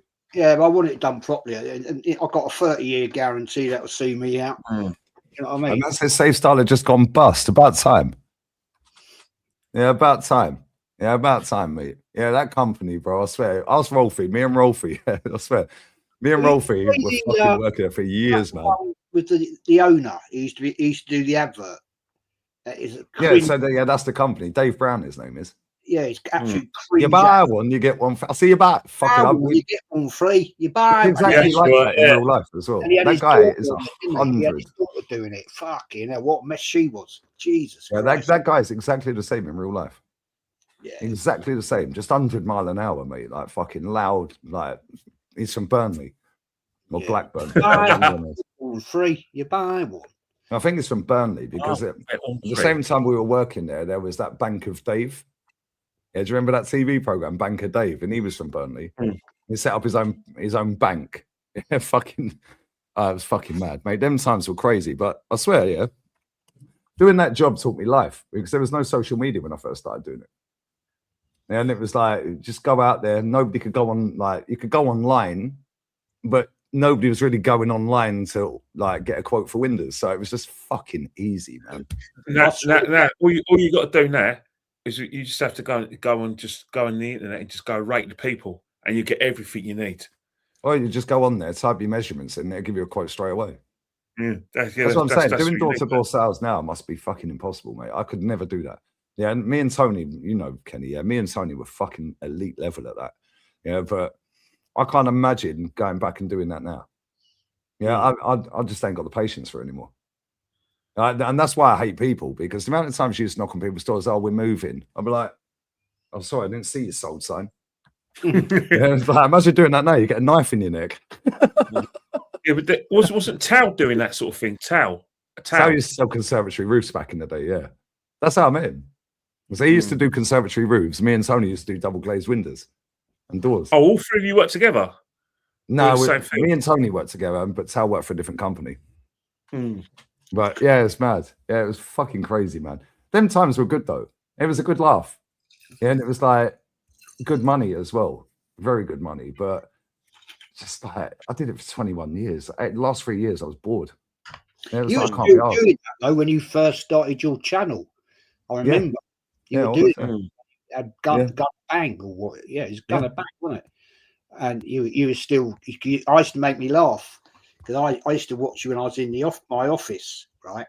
And I'd be like doing this, and people would come in and go, "What's the job sheets tomorrow, boss?" And I go, "Yeah, I'll do them in a minute. Don't worry." Like this, and I go, "Yeah, I'll come back to you. Don't worry, I'll be there." And I'm like watching Lee Gunner, and come on, Chess. I was like, yeah, don't worry, boys. And then I was still doing it when I started this channel. Yeah, you were, yeah, I remember. For the first 6 months, I remember I went to France with the bird I was with, Helen. Yeah, and in my head, I said, as soon as I earn $3,000 in a month, I'm quitting that job. And I was earning more than that. The pay deal I had in that last company, fucking hell, they paid me $3,000 just to start work for them. Yeah, it was like a transfer fee, and then they put me on the best pay deal in the country. Yeah, so I was like, oh, I'm just lazy now. I'll just do an hour a day, 2 hours a day. Yeah. Then I remember I went to Newcastle away. Yeah, and it had a Mm. tracker on the fucking car. It had a Seat Leon FR company car, and they fucking had a tracker on it. I was like, "Why is your car in Newcastle?" I said, "Newcastle away, innit?" No, are you fucking come out. I started giving it. I'll just leave the car at the train station, leave the keys under the tire. What are you talking about? Yeah, because I knew I could change company like that. Me and Tony changed company just like that because everyone would pay a fee to get you there because we were so good at what we did. Yeah, and it was like, but it got a little bit like boring, man. And then remember, I said like, if I earn $3,000 in a month, I'm going to quit. Yeah, I'm going to quit the job. And I remember, I'll never forget this. I was flying to France with Helen, and Tottenham were playing Liverpool in the Champions League final, and I was at Luton Airport, and it was just full of fucking Spurs fans. And when I got on the flight, when I'm queuing up to put the boarding pass in, yeah, I put it on my Instagram. Yeah, I just went like that, and it was just the whole plane, yeah, was just Spurs fans. Yeah, and I was like, "What are you all flying to France for? The game's in Spain." They were like, "It's cheaper to go into Nantes Airport, hire a car, and drive into Spain." It was like 800 and something quid for a flight from Luton to Madrid return. Yeah, and it was cheaper for them to fly to France and get a car. But then while I was out there in France, I was there for 4 nights, I think. Yeah, I looked at the money. I was like, yeah, I'm going to tell them I'm quitting when I get back. But it was less than what I was earning. I was earning good money doing double glazing, but I just didn't want to do it. And I thought, fuck it, now I've got to make YouTube work. 7.5 years later, here we are. Oh, On this channel. well, All right, isn't you? Doing all right. Hey, talking Could be of better. traveling. If I was sucking off this manager every day, mate, I've been 1 million subs now. But you think about it. Talking of traveling, and can you imagine that? And like I said, it's a long shot. We're only in the last 16 of the Champions League, but you think about it. Arsenal already in the League Cup final. They're potentially, and I know this is breathtaking arrogance, but if we beat when we beat Southampton, we got a FA Cup semi-final, and I swear to God, this is a challenge to the FA. You've got a 90,000 stadium. I want a guarantee that every fan of the opposing clubs get 40,000 tickets each, at least. Because Good there's luck. no excuse for anything other than 40,000 tickets. Because I don't want a situation where loyal fans miss out on an FA Cup semi-final. Now we know some of those guys are going to get tickets for the FA Cup semi-final. May not, and probably going to miss out on the FA Cup final. But for the good of football, to redeem yourself from this poor deal, the scheduling, which is a joke. How about you put fans first, and you guys say, right, forget all of that. If we play Man City or we play Liverpool, knowing full well they're not going to take away the allocation, give us more of an allocation. Give us at least 40,000 tickets. It's not hard. There's no way, these glamour pussies or these big wigs and their wives and their daughters and their sons who wear suits too big for them are going to want to go to a match. You know what I mean? How about Big up to Southampton, Joey. Sorry, Kenny, no chance you beat us at home. 10 wins in 11, 1 draw. Yeah, you ain't played us yet, though. You ain't played us yet, SFC, Joey. You ain't played us yet. I'm going to grab a beer real quick, and then we're going to wrap, yeah? I'm going to be doing the Espanyol Oviedo game. I'm not watching that shit show down at the London Stadium. Well, I think West Ham will go up. Yeah, Jared Bowen's putting 1-0 up. I ain't watching that crap. I'm going to watch Espanyol versus Oviedo. I got my score prediction spot on yesterday with Valencia Alaves. I said 3-2, and it was 1-0 at half What's your time. score predictions for the Champions League then? Because the Champions League, we got. Oh yeah, we ain't even touched on that. Let's talk about that real quick. Well, I'm going to grab a beer and empty this ashtray. We'll do 5 minutes, then we'll bounce there. But Meek quickly. It's early kickoff as well.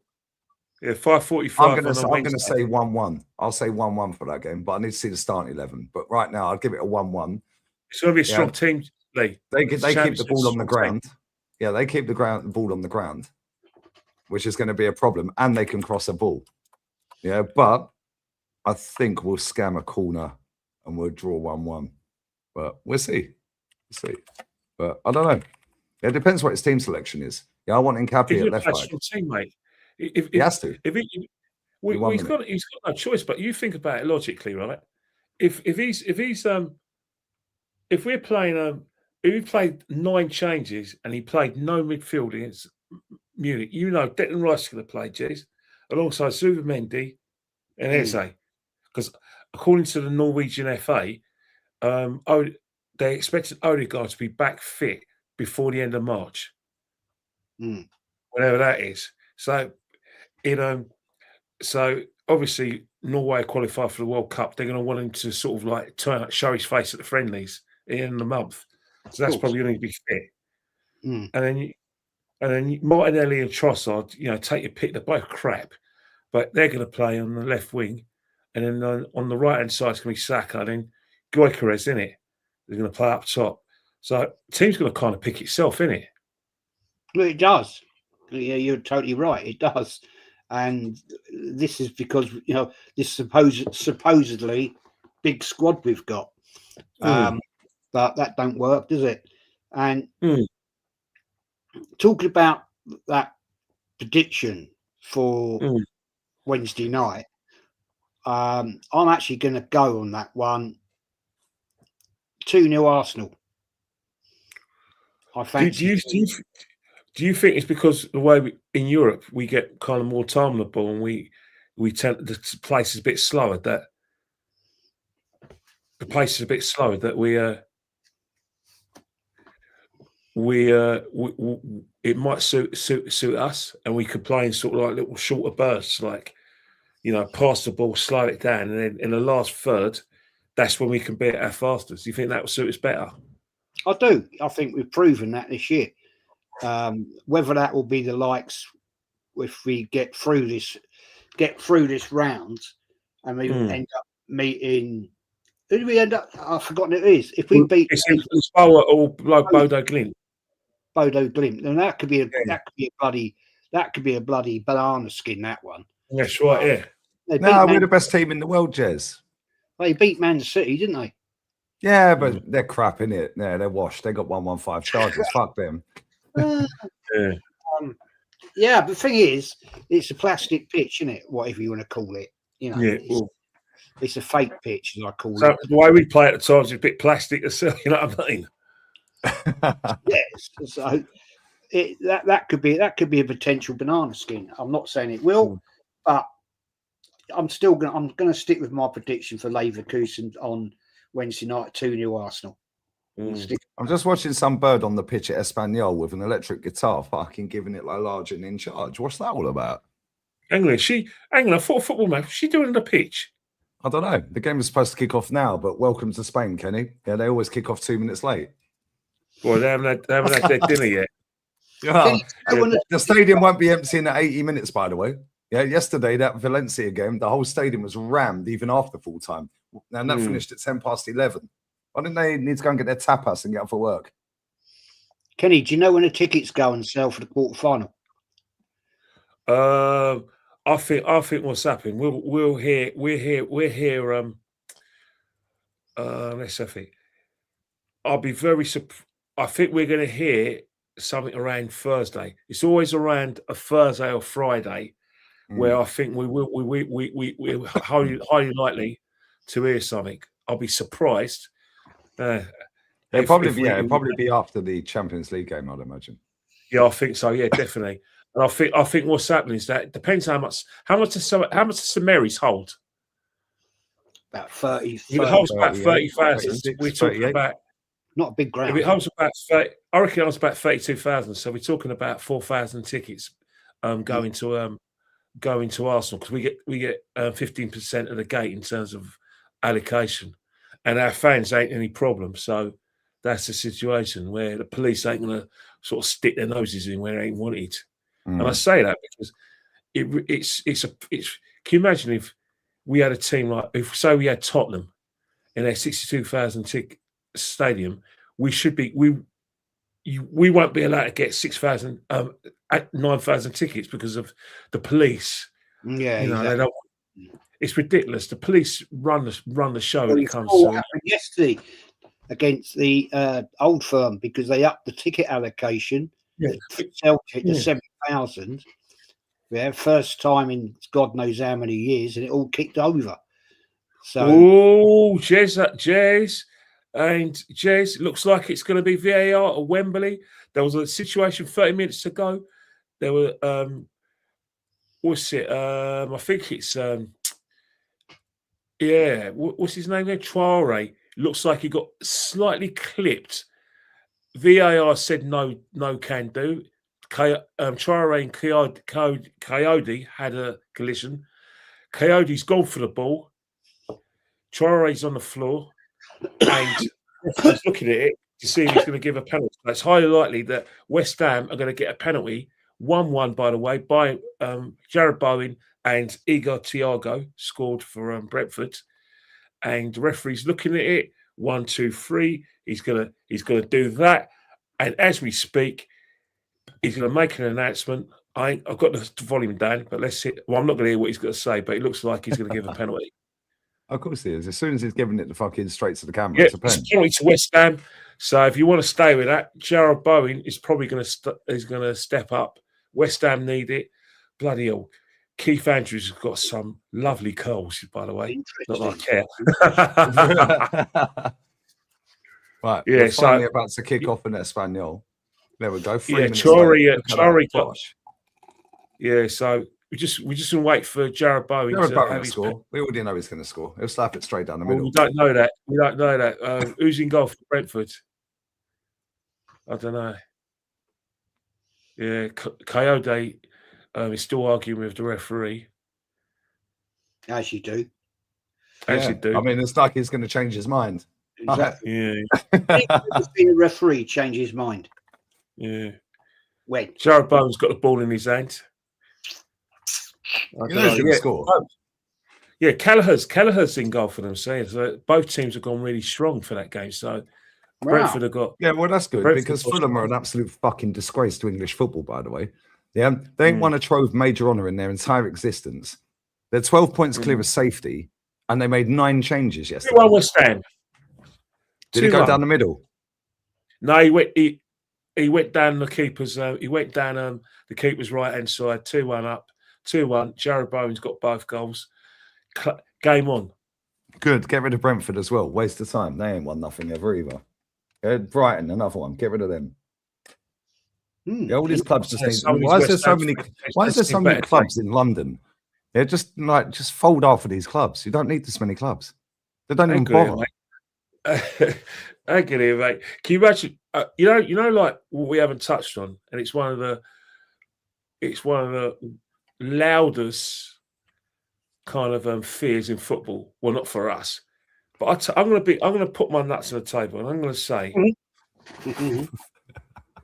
I don't know how I'm going to cope if Spurs are not in the Premiership next season, because I'm going to miss the North London derby. They get relegated. Yeah, I said it. Oh, don't worry. I'll be sitting there doing championship watch-alongs when they're playing Lincoln City. Just tune in, Jez and Kenny. It'd be funny. Yeah, I don't know, Jez. What are you going to do? What I can't imagine North London. I remember when I was 5, they got relegated, but I was too young to appreciate the rivalry and appreciate football itself. But as I got to appreciate football, that's the thing that keeps me going is that rivalry of Spurs. And if they get relegated, from my point of view, I wouldn't particularly like to see that. Oh, I'd love it. I'd love it. I've never seen them relegated. All right, 75, 76. I remember it very, very well. Yeah. And 76, 77.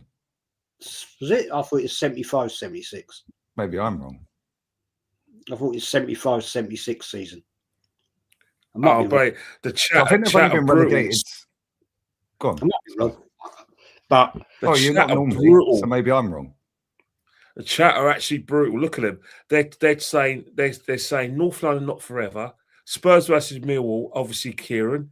No, we need Millwall up. We need Millwall up, mate. That'd be banter. Shay is saying QPR, London derby between QPR and Tottenham. I mean, oh my days! But you think about it, Millwall. 77, you're right. It was 76, 77. You are correct, sir. Yeah. But you know, Millwall are 4 points off the top two. Yeah. I hope they come up. We need West Ham to stay up just for the fucking banter and them to come up and Tottenham's get relegated.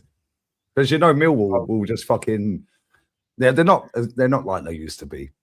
Yeah, because you can't be in this day and age with cameras everywhere. Don't you think like but the old it would school still be absolute scenes, yeah. The way the Premier League would have to try and fucking PR their way out of that one. Hey, well, I'll tell you one thing. West Ham and Millwall will not be a 3 o'clock kickoff. It won't be a 5 o'clock kickoff. It won't be an. It won't be behind closed doors. That is a 12:30 kickoff. Maybe even an 11:30 kickoff, Kenny. I was going to say it'd be 11 o'clock kickoff before the cup goes. It probably will be. It probably will be. But I'll tell you one thing. Weatherspoons is open at 9. That's actually quite true. But it's irrelevant anyway, isn't it? Because you just go and take a load of tinnies with you anyway. So yeah, Tesco's 24/7. Exactly. So it doesn't matter. It doesn't matter. Hey, can you imagine, right? Content creators. I'm not talking about the main channel, but general content creators who ain't got a Scooby-Doo who actually don't believe that at football you don't get a smack in a gob if you support a different team from the home team. They're the ones who are going to be going so naively in their colours, in their Arsenal tops, when there's only one exit out the ground. I'm up for that. Yeah, I think their phone will end up fucking down the high street, mate. I'm up for that. The old den was bad, but the new den, that's even fucking worse. Yeah, that's awful. But yeah, it's fucking class. I beg a 5 a.m. kickoff. No, that's when everyone's coming out the clubs. Can you imagine them playing Chelsea? Chelsea, you know, where they got where basically like 2.4 children and watch the. Seen out 2.4 children, but it won't be 2.4 children. It's going to be bloody Green Street when they play Chelsea. It's gonna be great. I beg they come up. I really hope they come up and Tottenham get relegated. And the thing is, here Tottenham, David Ornstein's doing up the PR saying that all these players at Tottenham have got 50% reduction in wage if they get relegated. Yeah, all right, mate. Does anyone actually believe that? You're telling me that Conor Gallagher, and Xavi Simons signed in the summer, with 50% wage decrease if they get relegated. They didn't plan to get relegated. West Ham would have that. Nottingham Forest and Leeds would have that. Burnley, Wolves, so on there. Never Tottenham, mate. Sorry, Jez? Do you reckon AFTV would pitch up at the new den? Right. Well, they have to because for a simple reason. They have to because they've got to do fan cams. They have to. It was then Cecil. Yeah, but would they do them outside? No. It was then Cecil, mate. Come on. No, he's a top guy. I don't want him. I don't want anyone to get hurt. Really. No, they won't do him outside the ground. They won't do him outside the ground. They won't. They'll do him. Do you remember that time they fucking when they all got bundled in the fan? Do you remember it? Wow. That Spurs away, isn't it? Yeah, Spurs away. Yeah, it's mad. It's mad. Listen, I'm going to get onto this watch along. This game is end to end. Santi Cazorla FC, who are rooted bottom of the league, he's on the bench tonight, by the way, are away at Espanyol. I'm going 4-1 Espanyol, but it's currently 7.5 gone, and some good shot. Wait, what's a pass? 1 second, bear with me because this could be a goal here. Why Oviedo attacking? Just accept your fate. Oi, go on. Doubled and trebled up on. Oh, wow. What a turn. Yeah. Oi, 1-0. 1-0. Oh, my days. Martin Odegaard could never do that turn in the penalty box, by the way. Oh, my days. He just shanked 4 players with that. Oh, my fucking God. That goal, he didn't score it. He's in the box. He's drifted in past 2. And then he's slowed down a little bit, spun around. Yeah, laid it across the box after a blocked shot. Oh, my God. I fucking love this league. Fuck the Prem. Sorry, Kenny. But F the Premier League. Get the La Liga on, mate. Don't apologise. Don't apologise to me. I understand where you're coming from in terms of quality. But I'm just picturing scenarios for next season. In terms of, I'm picturing I'm imagining myself about my favourite game in the calendar, the North London Derby, and I don't know how I'll be able to cope with that. But then again, I'm just imagining myself, you know, playing Millwall, or just from a voyeur point of view, seeing Millwall play West Ham away, Chelsea home and away, and thinking, yeah, that's what football's all about. Trust me, they ain't going to know what's going to hit them. They ain't going to know what's going to hit them. On the tubes, mate. That'd be entertainment on the tubes again, like it was. Can you imagine when Millwall come to Emirates, when they used to come for the cup games in the 90s, the amount of fans. Remember '92, mate? What happened in that cup? Cup. Fucking. Do you remember back in the day, right, when Millwall and West Ham, they went in all the Arsenal pubs and no one said nothing. Everyone just went, yeah, right, help yourself. Yeah. That was hilarious. When Millwall used to go in, you can't really get away with shit like that anymore, though, can you? It still happens. It just don't happen so much. Yeah, and they don't happen on camera. They just more organised. I can just imagine the Millwall old boys doing that and trying it on and getting away with it at all the Arsenal pubs like at Tolleton. Oh yeah. This is the thing. If Millwall get promoted, all the old school are coming back out. Yeah, and fairs. I hear it. Yeah, they've got unfinished business with a lot of these clubs. I kind of hear it. Do you think, Kenny, the Ashburton Army in the clock end are going to stand up the Millwall? Oh, you know what? Those old boys are going to be worried about those the Ashburton Army. I mean, they scare me. They scare me. On that bombshell, and you'll have a call now. Fucking joking. Oh, the Ashburton Army. I'm so scared. I'm trembling. Fucking hell, Jesus. Anyway, on that note. On that note, Jezza, always a pleasure, my friend. What you got coming up this week on your channel, mate? Well, I need some friends tonight because I'm going at 9 o'clock. I'm going on the Doing a Therapy show with the Positive Dan. And so I was meant to go on that, but I promised Johnny that I'm doing. We're going to do a show today about one of the 11 most entertaining players I've ever seen. So me and Johnny meant to do it last week, so I'm going with Johnny. But Dan did ask me if I'll come on, but you know, Johnny booked me already. No, that's fair enough, mate. That's fair enough. Yeah, that's 9 o'clock tonight. Then tomorrow at 6 o'clock is the Old School Show, as always. And we will this week, Kenny. I promise you, we will get to talk about Alan Smith because we've been trying to get gentlemen, and it's never happened. Yes, he has he ever got booked? Alan Smith, yeah. Oh yeah, of course he has. Yeah, because remember him and Gary Lineker. Had the nice guy image when he never got booked, and I think Alan Smith's been booked. Yeah, he did got booked. Yeah, because I know there was a time around like 1991. Both him and Lineker were the only players who had never been booked. Gary Lineker was never been booked. Never been booked in his entire career, did he, Lineker? Yeah, I think Alan Smith was fine for that as well, where he never been booked. We got to check to see if he's been booked, but I know there was a period up to 1990 he didn't get booked. I'm sure he got booked against Chelsea at Highbury. Convinced of it. I think I need someone. You need to go. We need to check that after the show. I'll check it tomorrow. Alan Smith was one of the best behaved players alongside Gary Lineker in English football. Once in his 13-year professional career, he got booked. Oh, that's it. So he actually got a booking. Yep, and that was his loan booking occurred in the 1993 FA Cup final. Oh, I've got it wrong then. And its subsequent replay against Sheffield Wednesday, apparently. He is often cited alongside Gary Lineker. See, this is how you know these two know ball. Common confused with other Alan Smith, the Leeds one, but no, that's just fucking... Yeah, that guy got 120 yellow cards. But yeah, Alan Smith only got 1 yellow card. That is fucking insane when you think about it, isn't it? No red cards, 1 yellow card in his entire career. And you know Alan Smith, over 400.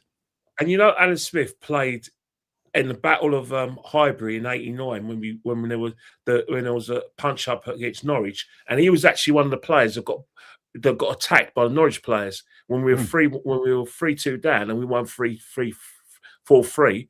Alan Smith was the first player to get attacked, and he didn't get booked. And then when we played Man United, when we got the 2 points deducted, Alan Smith played in that game, and he didn't get booked. Crazy, isn't it? 1 yellow card in your entire career, no reds. Quite something that. That's mad. And it was in a final that we won. Yeah, Wednesday, wasn't it? Yeah. Crazy. Make sure you follow Jezza. Kenny, other than Positive Dan's channel, sorry, not Positive Dan, Gianni's channel. Johnny. What else you got coming up? Well, I'm with Dan at 11 o'clock tomorrow.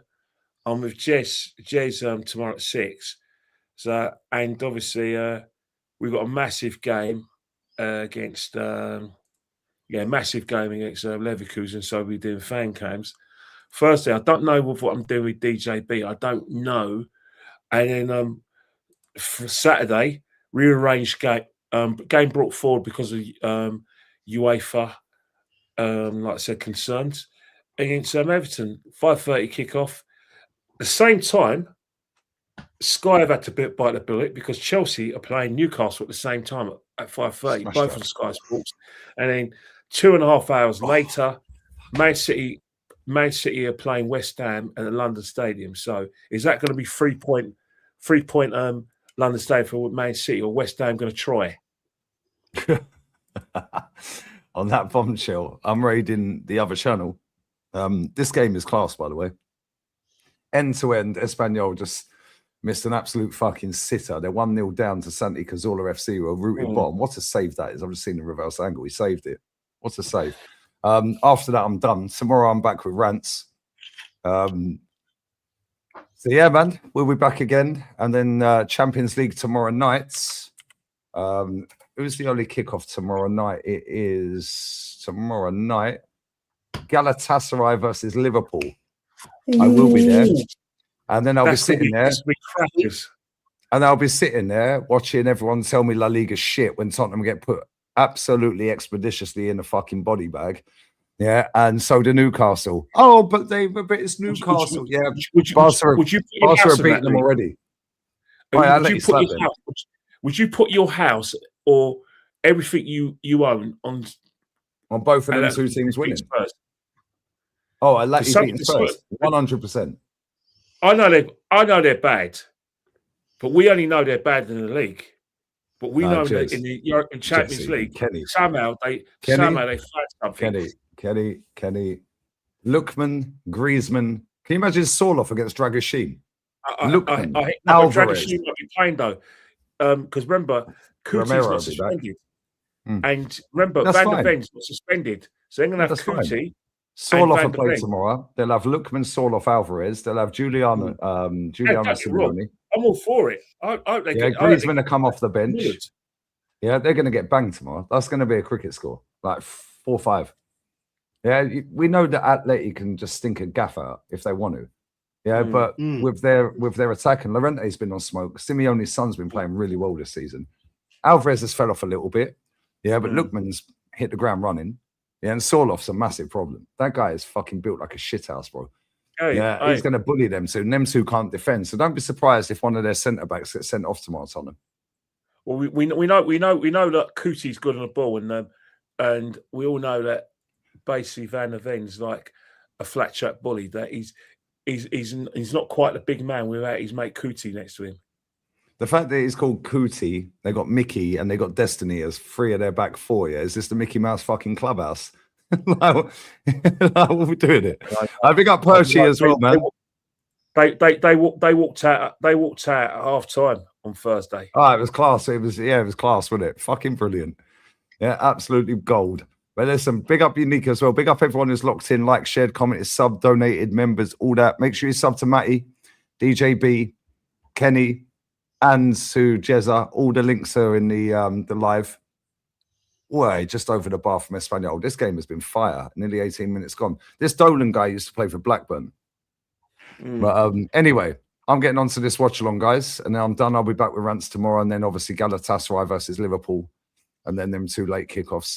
Barca have already beaten Newcastle at Newcastle this season, and Atleti are going to put Spurs to sleep. Goodbye.